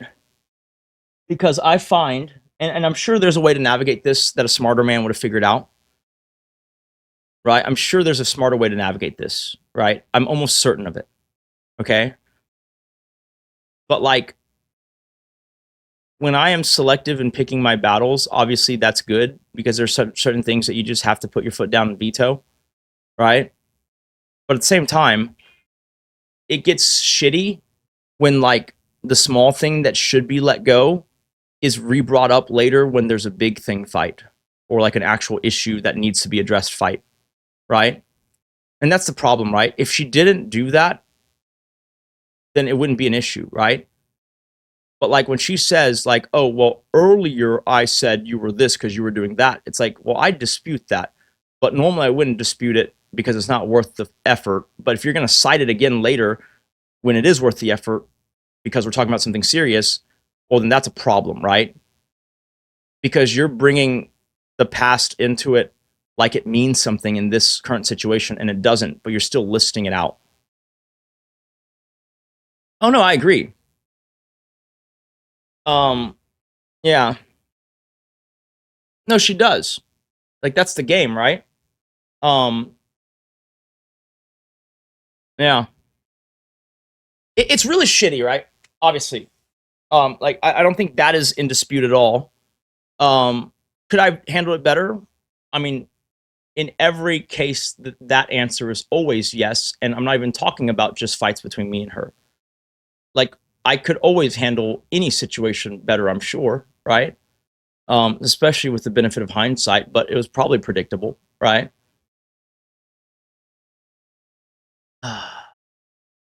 We just decluttered, and I swear to God, I hope she does not buy more junk. Because we literally just decluttered, like, some parts of the house. We're not even nearly finished yet.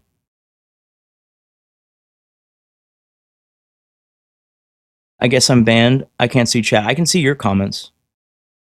The train has left the station. A home is only as good as the people inside it. Can you see this?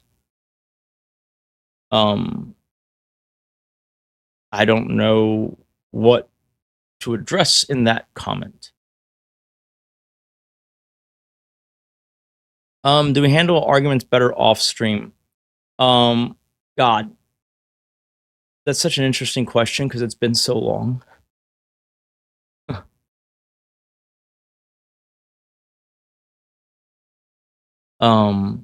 It feels like that's true, right?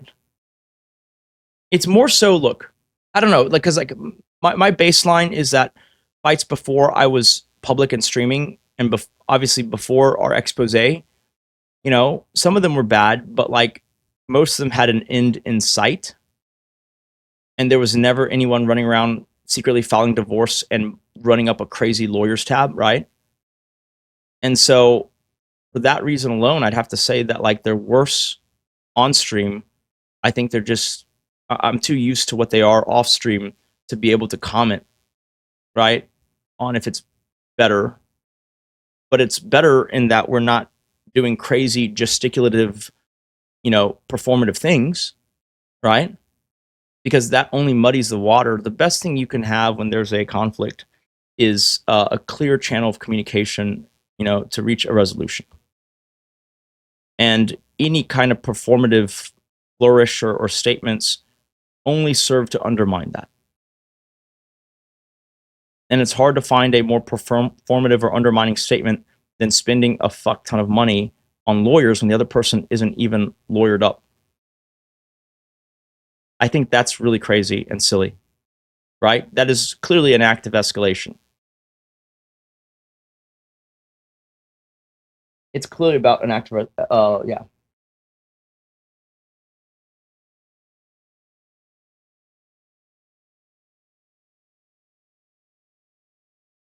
Why do you think that?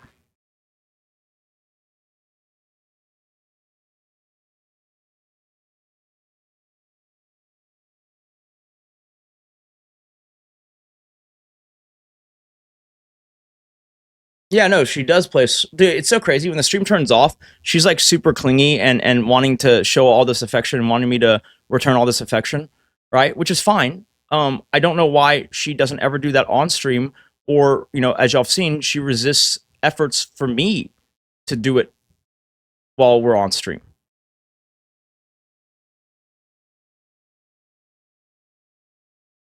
Because I'm fucking around and she means business. Well, that is a good piece of, I guess, general heuristics, right? It's a generally pretty reasonable heuristic. Wilbraham. But the part that you are missing, the part that you are not, you know, aware of, or maybe you are, and you just disagree. But the part about that is I know the lawyer. And he absolutely has charged us for doing jack shit. Like there is absolutely precedence of him doing so. You want to hear the craziest thing? Okay, I'll give you a story. That same lawyer once charged us fucking $28,000, okay, to draft a series of like demand letters. Okay? And in total, the representation bill for that issue was $90,000. And then he didn't have any response from them. And so then I disengage and tell him, thank you for your service. That'll be all. And then I message the other party myself, and we hammered out a resolution that very day where we get paid over $250,000 that they're going to restitute to us. And so when you look at that situation, you start to realize, wow, dude, what he charged me $90,000 for, I could have done on my own in a day and come out with $250,000. So I would argue that given that that is the lawyer, that, you know, maybe he was doing a lot of stuff, but I feel like more likely he was doing jack shit. I mean, he was probably billing for the correspondences where she's accusing me of being a fucking vampire. And not a figurative vampire, an actual garlic-fearing, daylight-fearing, night walker.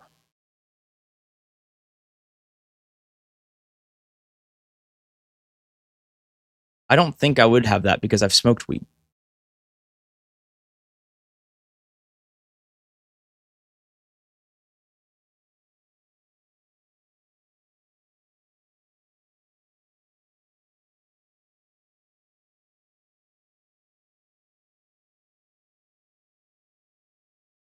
Yeah, it does.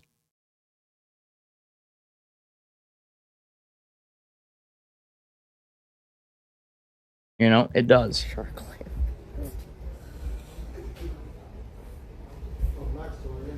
Oh, that's a cool bust.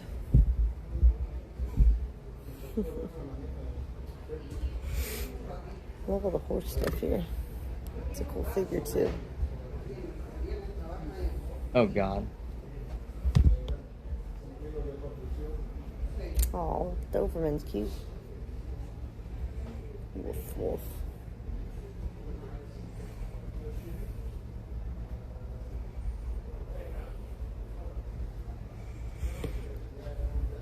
My goodness.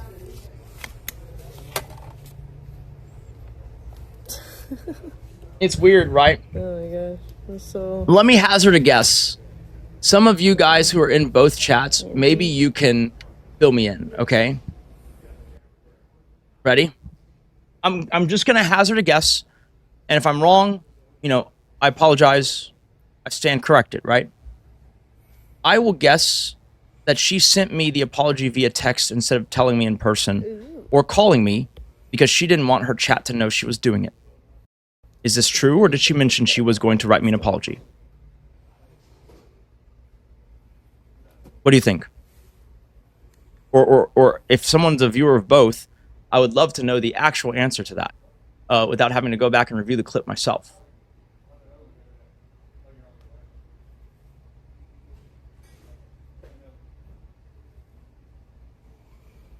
Well, I mean, y'all realize F5ing, that is great context if that's actually in the clip. Cool. She said to Badger, she said to chat that she was apologizing. One boot. Well, no, I didn't expect her to apologize. It was not something I required or said of her. It was something that she said she did via text that I didn't see because I was busy driving back and forth and feeding the baby bird. Like, y'all, I mean, my stream saw it. Like, literally, I didn't have a spare moment, right? I literally ran home, fed the bird, and then drove right the fuck back. My phone was in the car charging the whole time. I mean, like, I don't know what to fucking tell you there. Leave what be?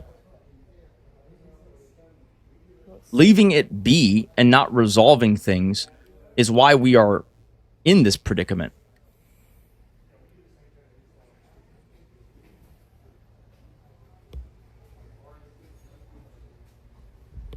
Yeah, someone clip it. I'd love to see that. Those old Pokemon card things in here, the gold cards from. But the thing is, Akira, is that even if I had read it, right? Would it change what I did? Maybe. It's funny. Maybe. Right? But my understanding was I was not engaging with her about that issue at all. Right? She was just, I guess, annoyed that I was telling a story that she didn't care about. But the story wasn't about her. Okay? It was something that at lunch, brunch, whatever, Badger brought up, and it triggered me to remember the stock picking contest. Right? Like, not triggered in a bad way, but just like reminded me. Yeah. And so I told that story, which is literally, I mean, look, you could say it's indifferent or apathetic to her, the story. But, you could also argue that it is literally why, I am able to do what I do and kind of move us towards our goals, right? I'm telling about how, you know, when someone has a lot of early success in a thing, they tend to think that they're good at it, and them thinking they're good at it drives them to be obsessed about it and do it better, right? Drugs. Oh, I come from the I don't think that story is in any way insulting to her. faraway place. Where caravan camels roam. Started it as family guidance, learned so much, and honestly, a lot of it's putting yourself in it. Yeah, no, I'm sure it is. You mean like a couples counselor? Because currently, okay, ready? She was like, "We got to go to therapy," and I was like, "All right, you know." And then I was like, "We should do group," and then we did one group, and then she says, "You know, we should do individual first." I was like, "Okay, sure," and so I did individual, and I've been continuing to do individual.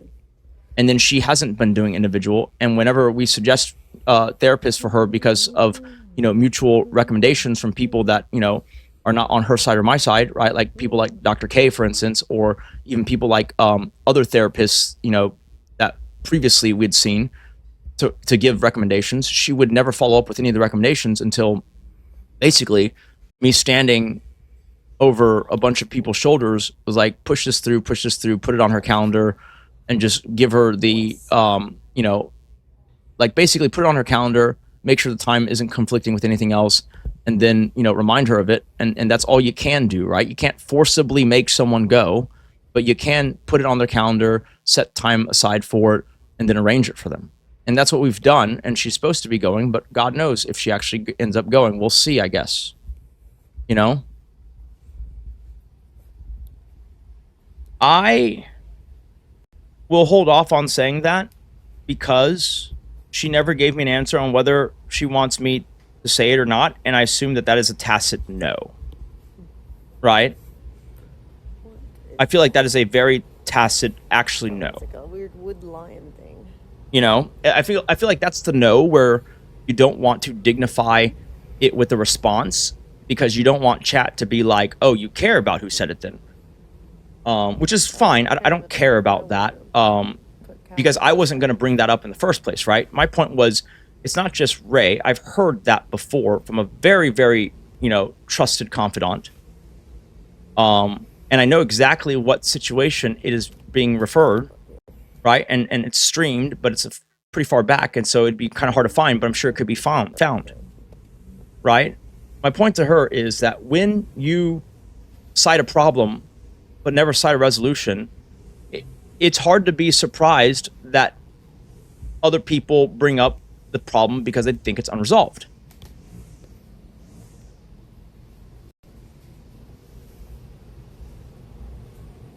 That's not a bad idea, Sybil.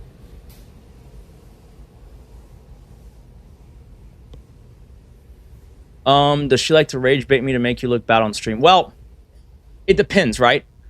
Again, it depends on, and the sad part is this, I'm starting to realize that, like, no, it's not, I oversimplified it. Well, no, I can't go anywhere, Badger. I have to take care of the bird.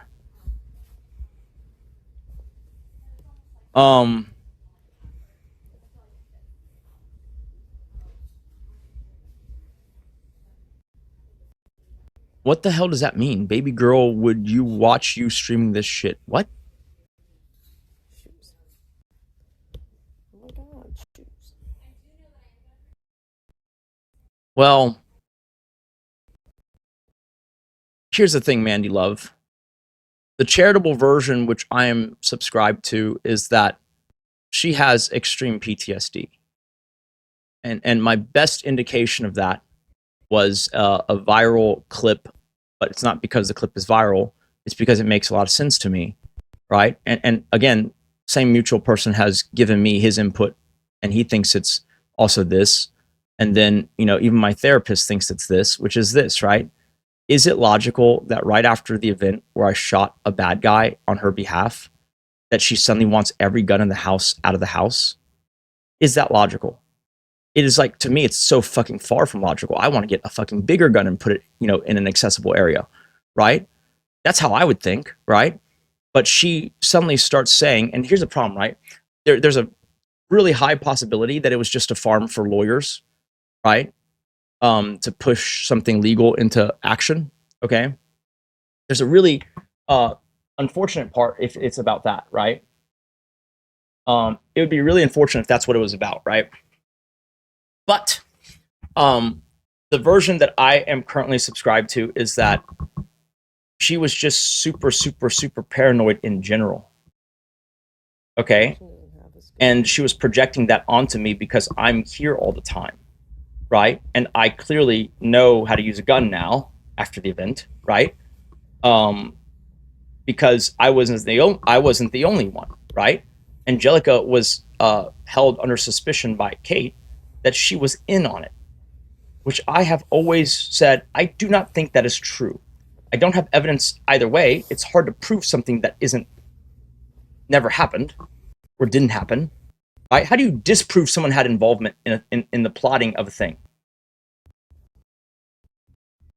You can't really disprove it. You can create a lot of plausible reasons why it's probably not the case, but you can't actually disprove something that didn't happen, right? Because it didn't happen. How do you fucking disprove it? You can only prove that other things instead of that happened, but in this particular case, it's about information, right? And you can't really disprove that even if Angelica had a great alibi during the robbery, she could have already given the information to someone beforehand. It's impossible to fucking ascertain, right? But I believe that is not true, and I told her that. But the fact that she had that suspicion, right? And then she had the suspicion of me having guns around the house after I'd used them in a way that benefited her, that drives me to believe that there's some deep-seated paranoia driven by either the substance or PTSD or both. That is the way I am attempting to logically piece together what happened.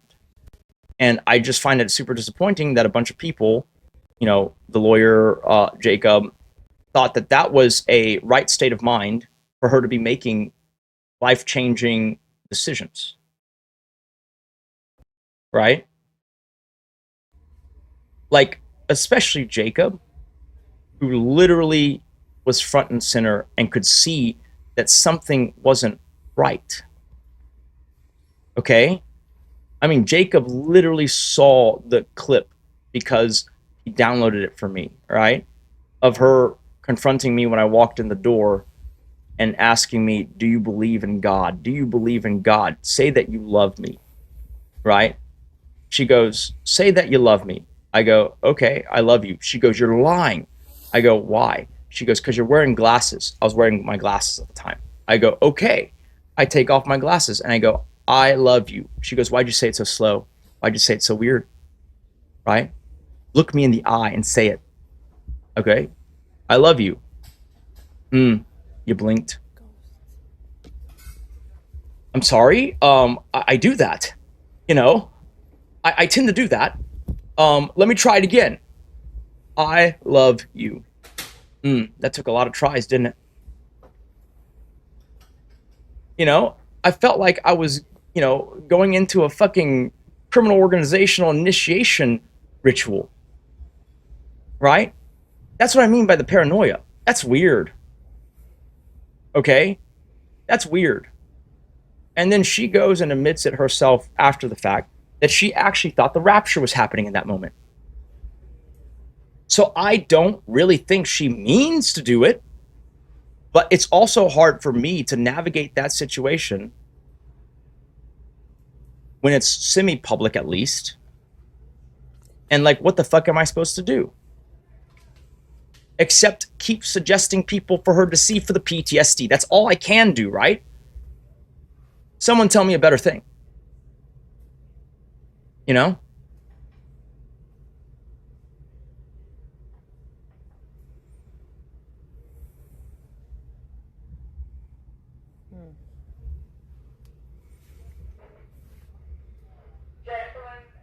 It's on a flash drive somewhere that I've seen very recently, but I think I know where it is, yeah.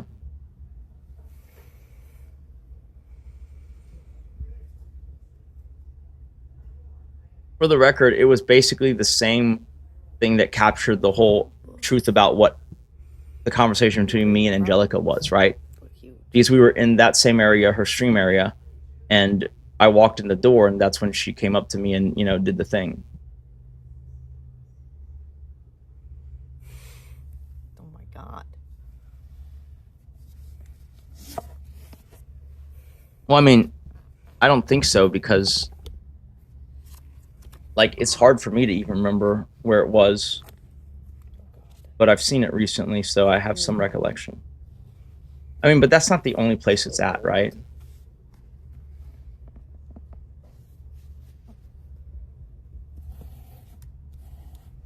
Well, so the thing is this. I think the very first step would be to try and get her some amount of help for the supposed PTSD before making any other decisions. I think that is to her benefit and to my benefit, right?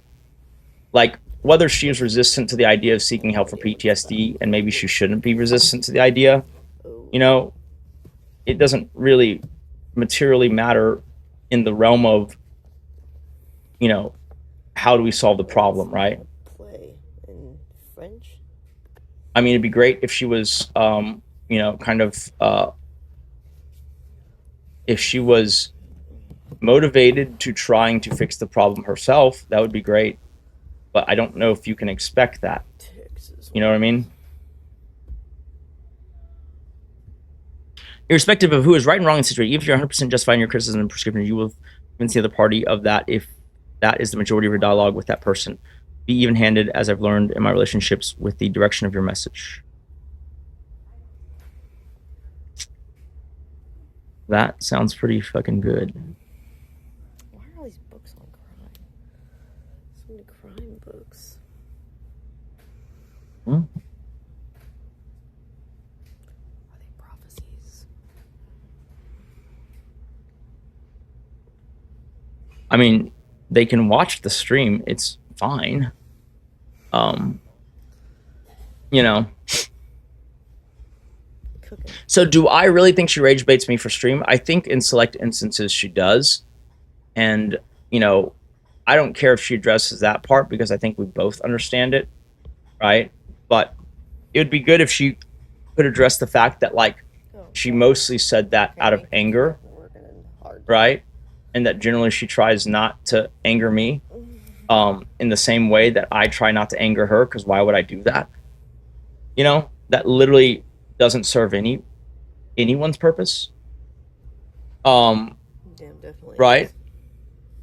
And I feel like she thinks that having to debunk that is beneath her, but it's like, like the Tsar it's only because you went and said the opposite. Russia just like died. Damn. You know what I mean? Like, it's hard to be upset when people cite a thing that was never addressed or debunked. Anastasia's parents? They still shouldn't bring it up, but they do. And so the question is, do you want to nip it in the bud and at least create, you know, a response so that if someone wanted to actually have the notion corrected, they could, right? Or do you continue to allow, you know, people to kind of form their own conclusions, which will result in the way that we saw, which is fine. But I mean, it is a thing, right, that has been said. Do I believe it's her MO? No. Right? Do I believe in select instances she does? Sure. Right? And that's a little weird to me, but it's like, I get it. When you're super mad, you don't care. Like, are there times I've tried to trigger her? I would argue that, like, me trying to trigger her has not happened in about 6 years. That's a cool meal. There was a time in which I was bad at handling it, and I would say things that triggered her, right? Not anything like, you know, just to frame it correctly, I would say stuff or just make really, really mean examples, right? I've done that before, but, like, at this point, I've long since realized that it is not worth it. You know, it's just not worth it, right? Because, like, over time, I'm not the smartest guy, but, like, I've fucking experienced, lived through that. Like, it's almost like, look, have you ever, like, I don't know, maybe this is just a me thing or like a from me thing. Have you ever been angry, right? So angry that, for instance, you know, like, throw a smoothie, you know, at a wall, you know, or just like, I don't know, like you half spilled a glass of milk, you go, ah, fuck it, you spill the rest. Have you ever done anything like that? Hopefully not, but like I definitely have, right? I definitely have. And like what you learn after doing that once or twice is that, man, it's really not worth me having to basically clean up the mess later. Oh, it's the price. And I'm glad I learned that lesson before I had cleaners, because then I might not have learned the lesson, right? But like later on, we're cleaning, you're like, this is fucking retarded. Like, why did I do this, right? Yeah, I was mad. But like later on, it's just gonna make me more frustrated, really. And it doesn't resolve any of the frustration, right? Like throwing it doesn't actually make you feel very much better. And so what the fuck are we doing here, right? That's kind of the gist of it, okay? That's kind of the gist of it, right?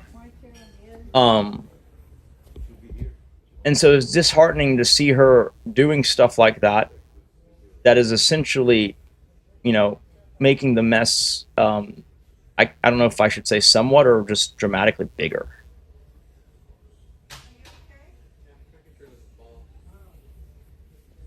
Yeah, like, look, so but the problem is she's like, and I think this just will have to be addressed head on. I think this needs to be addressed head on. If she wants to not stream with me, so be it, right? Like I did before the robbery. But like, it gets to be this weird thing where it's like, you know, obviously when we're doing well and happy, she wants me to do things with her. Hence why I'm even on the horse streams, right? It's fucking hot, you know, right now in Texas. It's early in the morning. None of those things are particularly appealing to me. I do it because she wants me to do it. Merely that, right? I think it is an understatement to say that today, if not most days, there was zero appreciation shown for the amount of effort it took to get her there. And in fact, I would argue that, you know, less than appreciation or even less than neutrality was shown in her saying that I'm being a hypocrite, right? Not only was that based on something that was incapable of being defended by logic, it's just not true. It's also a weird time to call someone out when they're literally driving you to where you want to be after they woke you up because you overslept.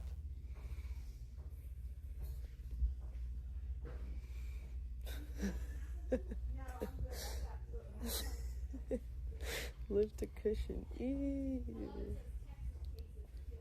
Yeah, sure. Be real with me. Like, I prefer people being real, even if the comment is negative.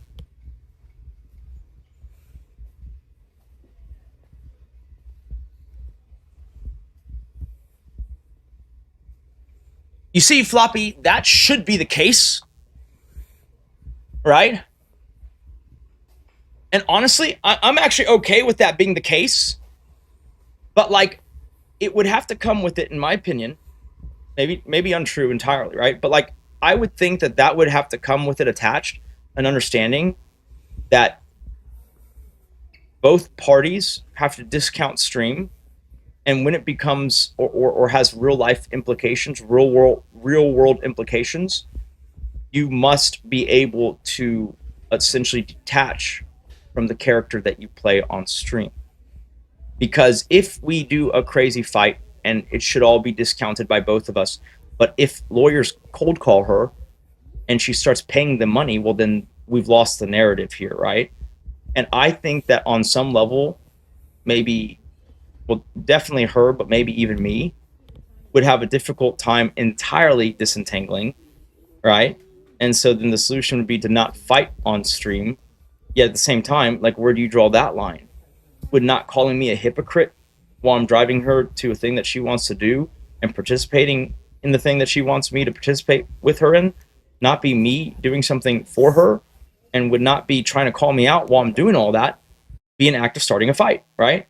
Like, that's the problem with drawing the line in the sand, is that where do you draw the line, and do both people understand where that line is? And what if a new situation arises that's kind of in a gray area, right? Where's the line, right? Because in my opinion, do you think this morning I wanted to fight? I literally woke up, she overslept past her alarm, mine woke me up, I woke her up generally, and I said, hey, it's 8 something, we got to go. Because the goal was to wake up at 8 flat. And I woke up at 8:14, but she was sound asleep. Right?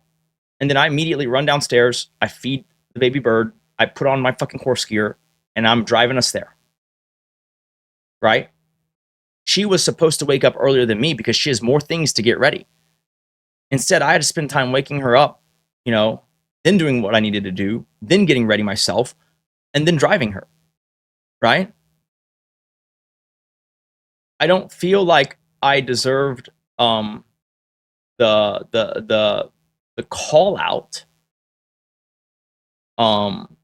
when I was merely addressing a situation that I didn't think would be combative at all.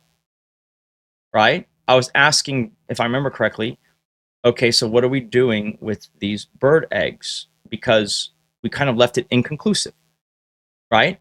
We could take the eggs, essentially birth control the birds, right? We could give them to Cheyenne as she suggested, or we can do the other thing I suggested in lieu of her giving it to Cheyenne, right? Which is we just let the birds take care of the birds, and we can add a little bit of straw to the nest if we're afraid the legs are going to be underdeveloped without the insulation and the purchase that their feet will have on something with traction, right?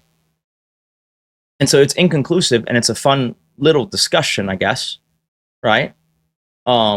But regardless of the discussion that needs to happen probably right then, right?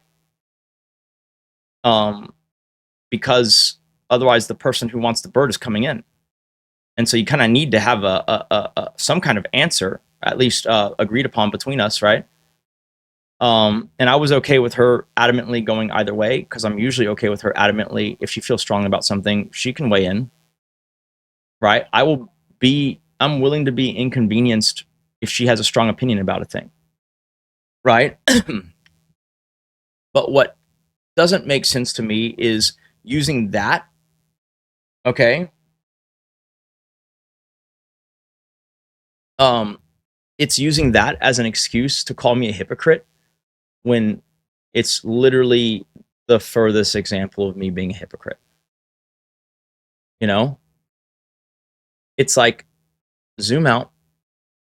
While you might think that the very specific action I have proposed is hypocritical, you need to look at the context in which I'm doing it, right? Like if I say, for instance, we shouldn't yell at each other, right? Okay, let's say I make that claim, right? And then the very next time me and her are talking, I'm yelling at her, duck!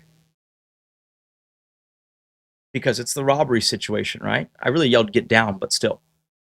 And then she goes, you're not supposed to yell at me. Well, we just got fucked, right? If in that moment she wants to enforce the not yelling part that I outlined, well, we just got fucked. Because she doesn't duck, I can't take the shot, I probably get shot. You see, like, you have to be like, she could in that moment say, you are a hypocrite. You're yelling at me right now. Right? But that's insane. You know what I'm saying? Like, that's fucking insane. Right? Like, it's just, like, inconceivable, right? And so, like, the situation is this, right? We just got an animal back that failed, to have a successful adoption a year out after they used that dog to have incest puppies, and then presumably kept at least one of the puppies and then the other dog, but didn't want this dog because they deem it to be a problem dog, right? And this is a couple that came over, I already told you guys, right? Where they have a kid on the spectrum and 2 kids in total, and they were having a real tough time managing their kid even while they were here looking at the puppy. And I see this situation, but it's not my contact. It's a friend that she has known for a while, and it's not my role, in my opinion. And I'm starting to feel like I just have to weigh in more now.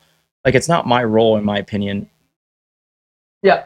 You can do do whatever. No vacuuming, but wipe down the floors. Thank you. But like, in my opinion, right? In that particular situation, right? It is not hypocritical, because the setup is that we've literally that very day, right, when the original discussion happened, which was yesterday, we got notice that, like, the lady was like, I'm gonna drop it off at the fucking, pound or the shelter or whatever if you don't come and get this dog, and then was very finicky about the time in which we had to go and get it. Like, lady, bring it the fuck over. You want to get rid of it, bring it over. Why the fuck are we going to you? You know what I'm saying? Like, we're doing you a second solid, because when Kate let them adopt the dogs, we paid for the vet checkups. We paid for, even after they took it, a few of the vet checkups, right? We paid for the kennel. We paid for the food. We gave them a supply of food, right?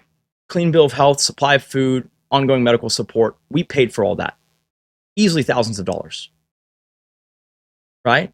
And Kate even offered, if I remember correctly, to be like, hey, maybe you should have her, spayed. And the lady declined.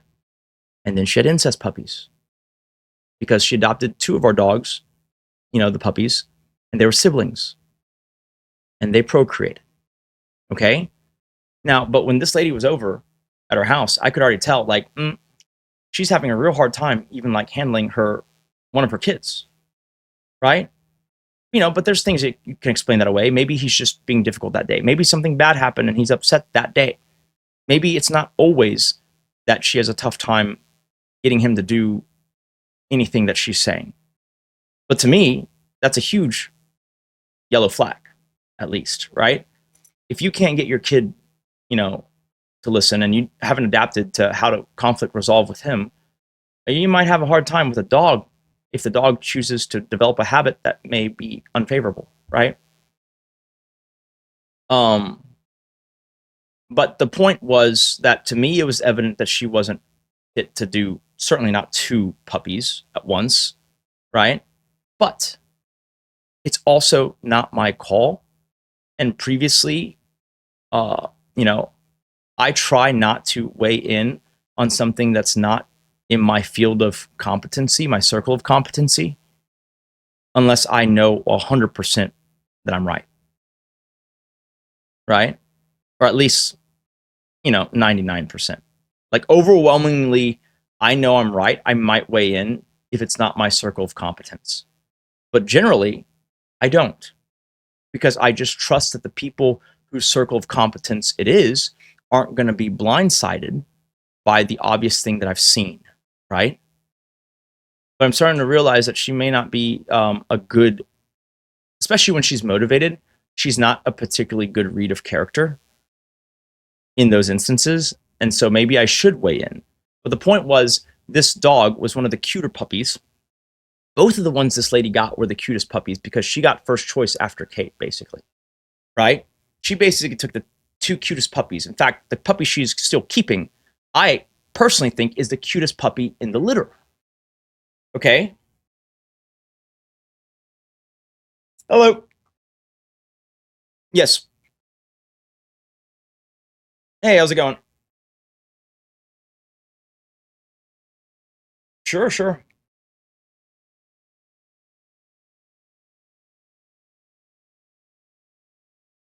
How long does it take to air out before it stops stinking? So, is there any way you could reschedule it to come back tomorrow, or maybe Monday, or?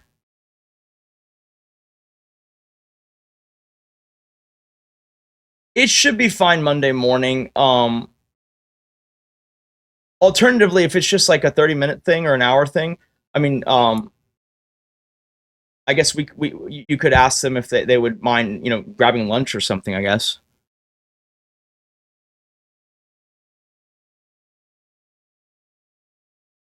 Sure, let's do that.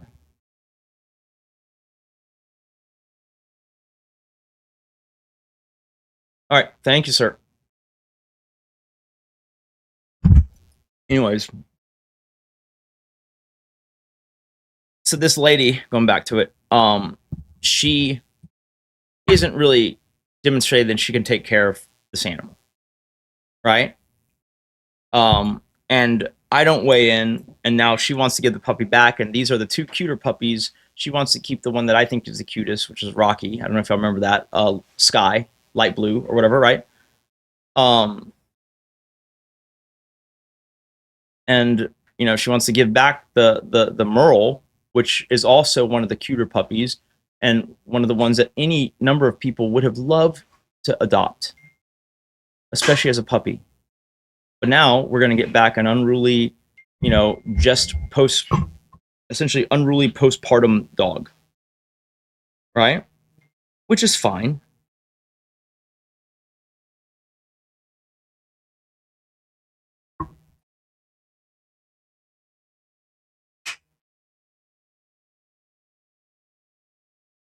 Which is fine, you know.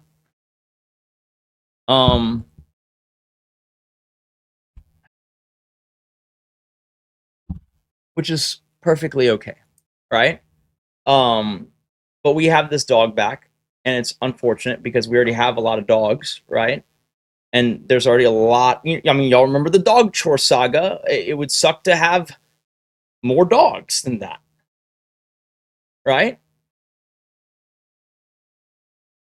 And so, fine, but I was a good sport about it, in my opinion, and I said, yeah, go ahead, let's bring her back, right? I thought it was kindness, right?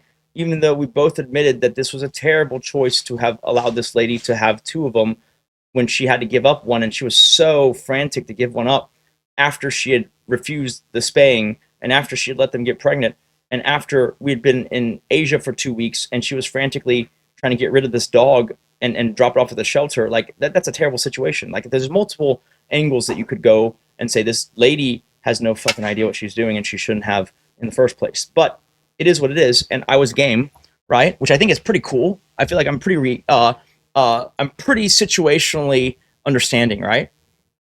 But then it blows my mind when that very day where we're getting this dog back and we have to go pick it up, she's suggesting we give another animal to a person who has also demonstrated, maybe even more clearly, that they cannot fucking do it. Take care of it, that is. And in my mind, I'm already jumping forward, right? I don't think she jumps forward that fast. I'm already thinking like, wait a minute. So if we give her this animal, basically we're going to get the animal back and then I'm going to have to take care of it, or there's going to be mounting vet bills and I'm going to have to take care of it, or it's just going to die. I really don't see an outcome where this person succeeds in this endeavor, is how I feel about it, right? And you might be like, well, why do you feel so dour about this person's prospects? Well, for starters, Wednesday of this week. Yes. Like we're talking this week. I ain't even saying this person's, 2 months ago did X, Y, Z. No, I'm saying Wednesday of this week, she called in to say, I cannot come in to work today. The dog care person, right? And I said, okay, everything okay? Right? And she goes, I cannot find my child. Okay. Yeah, that's a good reason. Sure. I hope you find them. Right? And then Thursday, that's yesterday, I'm sitting in, the den area of our house working on the computer, right? And she walks up to me. And I told Kate this story too, which is what was so wild to me. She walks up to me and she goes, hey, and I'm at the computer. I'm like, what's up? And she's like, I'm gonna get it out of the freezer. In my mind, I'm like, what the fuck? What are you talking about? Get it out of the freezer. I was like, get what?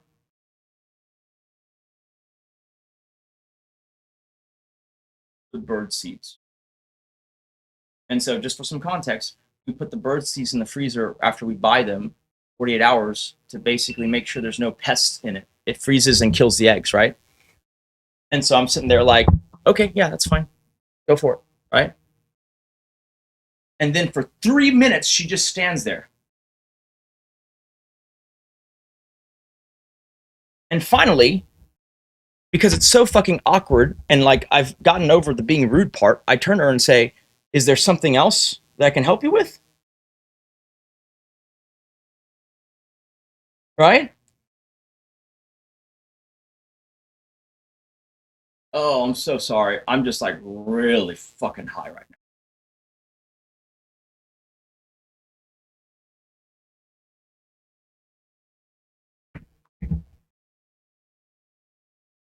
And after telling her, dude, did you know that she came in and either got high or was very fucking high to the point where she could briefly, at least, if not longer, not function.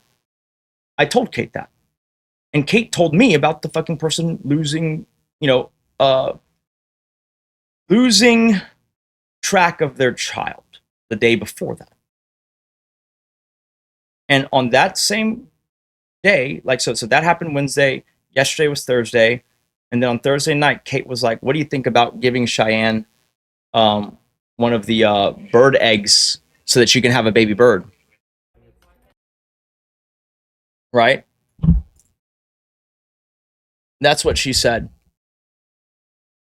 And in my mind, I was seeing like fireworks because I was like, are you fucking serious? Are you fucking serious?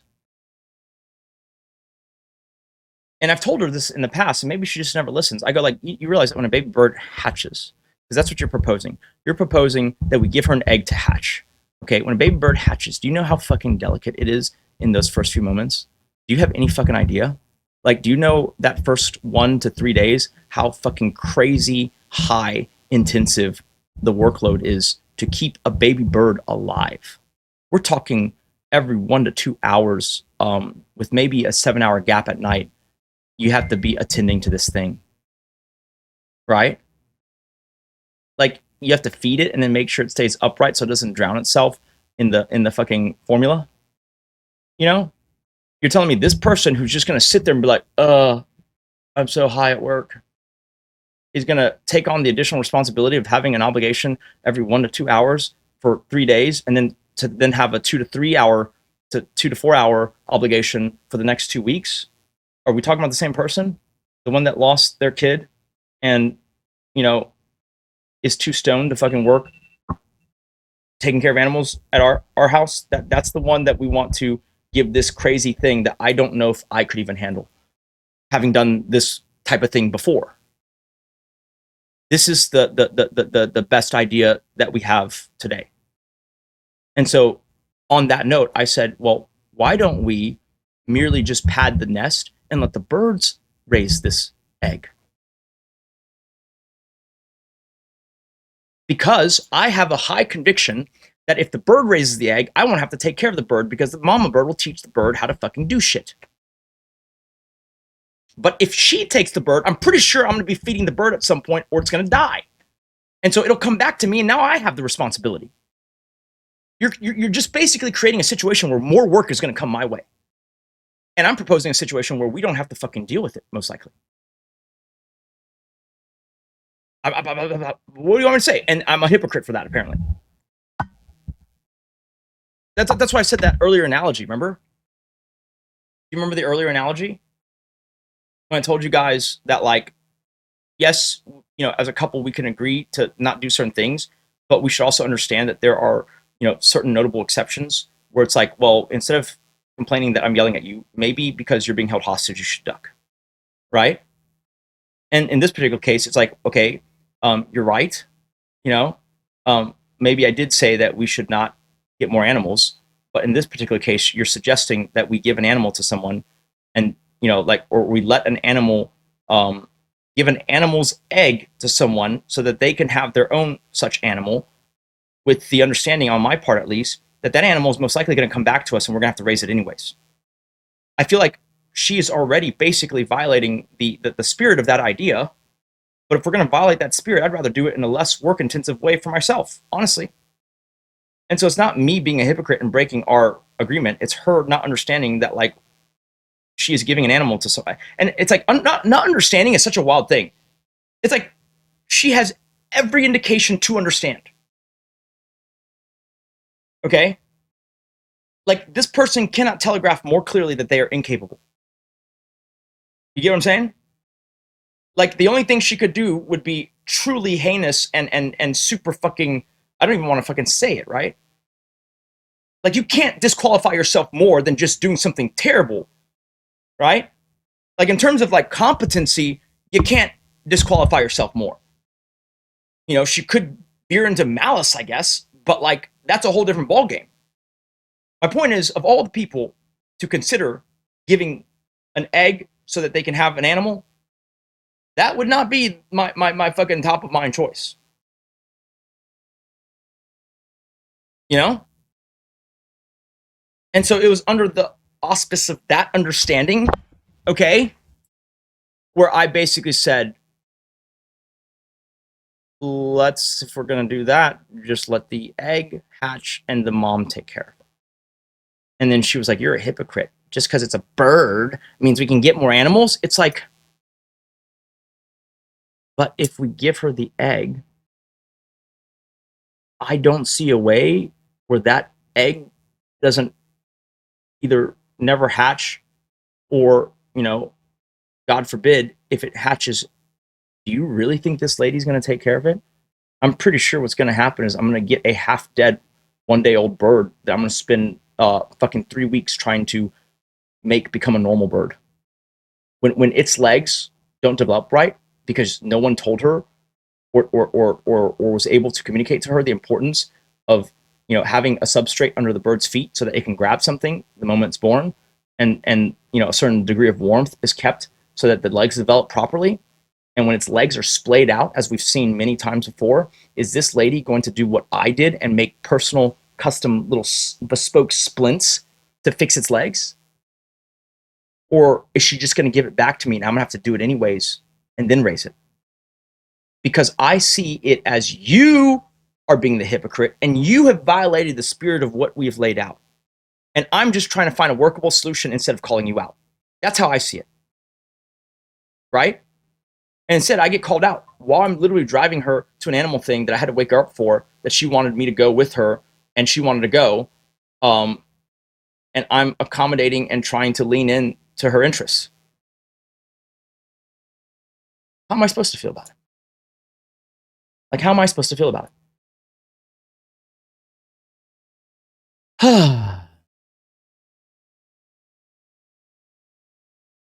Dude, you want to hear the craziest thing? And I don't wish to bring up this, but it's just this person who she was going to give the bird to, it's the same person who had to call in and miss work for a week because they got a fucking toy stuck up their rectum. This person, I will give them one accolade, the most honest person I've ever met. This is the most honest person I've ever met. The most honest person I've ever met.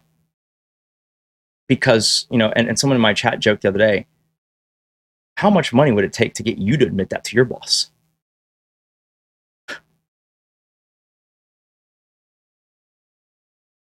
And so when she comes up to me with this, do you think she would be a good person to take care of that egg? I'm like,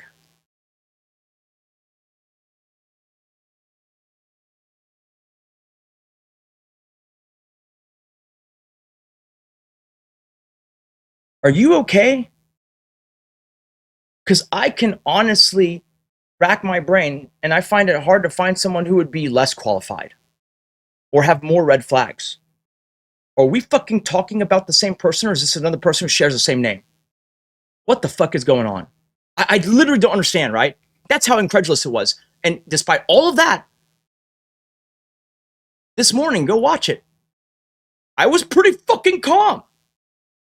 I was like, okay, but what if instead we did this other thing? And she goes, you're a hypocrite. It's like, I tried to be subtle and tactful and move us away from the edge. But you're just going to fucking, all right. Well, it's not so much, well, she's called me very much worse too, right? Like that's a, but like, it's not the being called a hypocrite that, kind of gets me. It's more so that like, we're literally on the way to do something she loves doing. And because she asked me to, I'm partaking with her fully. I'm dressed up for it. I'm wearing the boots for it, which are uncomfortable. I'm waking up early and driving her on literally 2 to 3 hours of sleep, right? And then I had to wake her up to do it because she overslept her alarm, and I had to, basically, I put it into my, field of vision in terms of like getting her to the things she wants to do. This is the setup, right?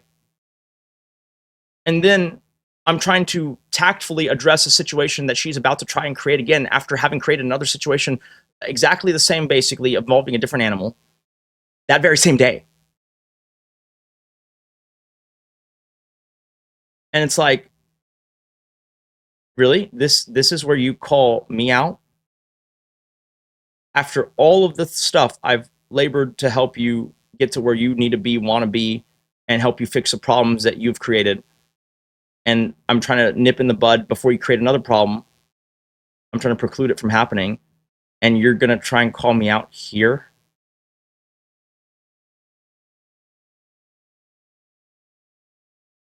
Like, I know I could have, with the benefit of hindsight, I could have probably de-escalated that fight. But like, the problem was, it wasn't like we were having an aimless conversation. There was an actual outcome that I was hoping to prevent from coming to pass, right? And obviously, preventing outcomes is great, but I was trying to get her to see it by being somewhat subtle, but like, giving her all the information that she might need, right? Because ultimately, I would rather her, it's kind of like this, it's a philosophical difference, right? I, teach my birds how to not think mirrors are things that they can fly through, right? And she prefers to say that I'm taking a risk because, the bird might not know that, right? Which is why I put sticky notes on the mirror to show that it's a solid object that can, hold things, right? And she would prefer to just never have mirrors in the room. The problem is obviously if you're going to let your bird, kind of roam around the house or have some, room to stretch its wings, now you've made every mirror into a potentially deadly obstacle instead of having taught it, right?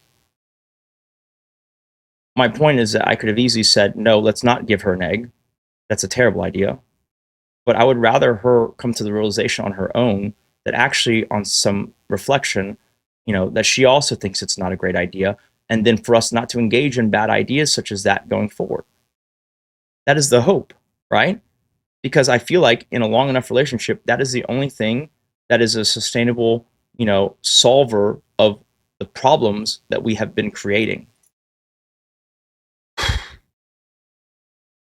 I mean, look, if someone thinks I am way off the mark, feel free.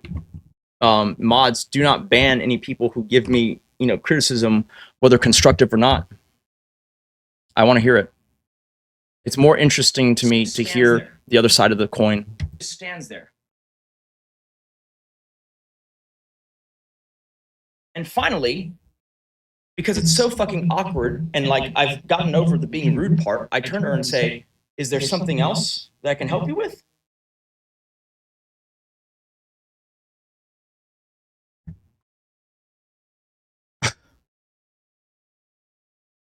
Yes, that is correct, Sick Boy SI. That is the person we're referring to.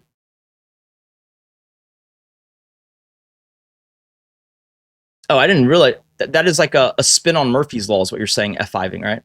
Is F5ing a Maple Story reference? Holy fucking shit.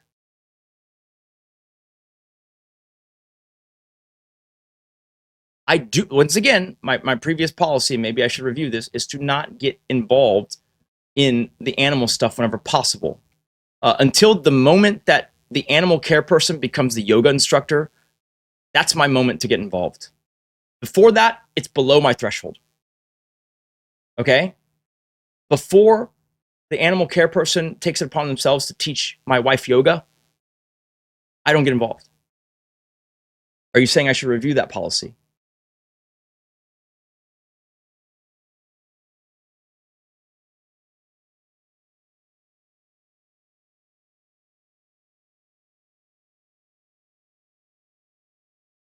Oh boy.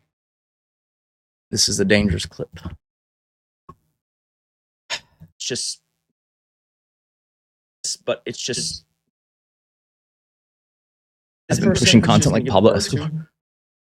It's the same person who had to call in and miss work for a week because they got a fucking toy stuck up their rectum. This person, I will give them one accolade, the most honest person I've ever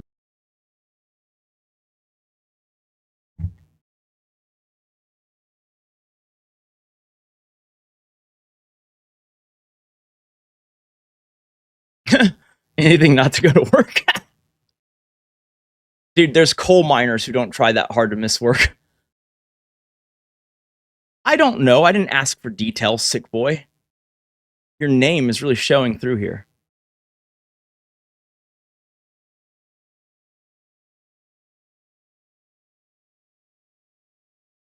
She doesn't have a license.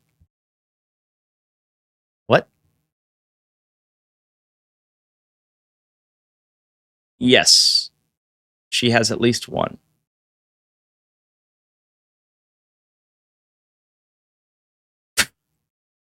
What is Cheyenne's IG?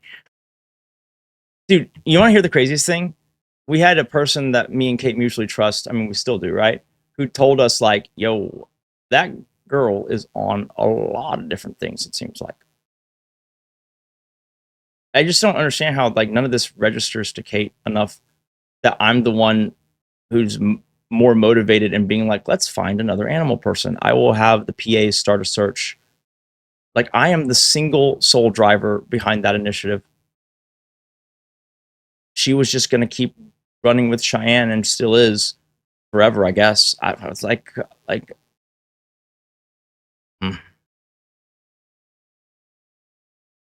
You see, that's the thing, right?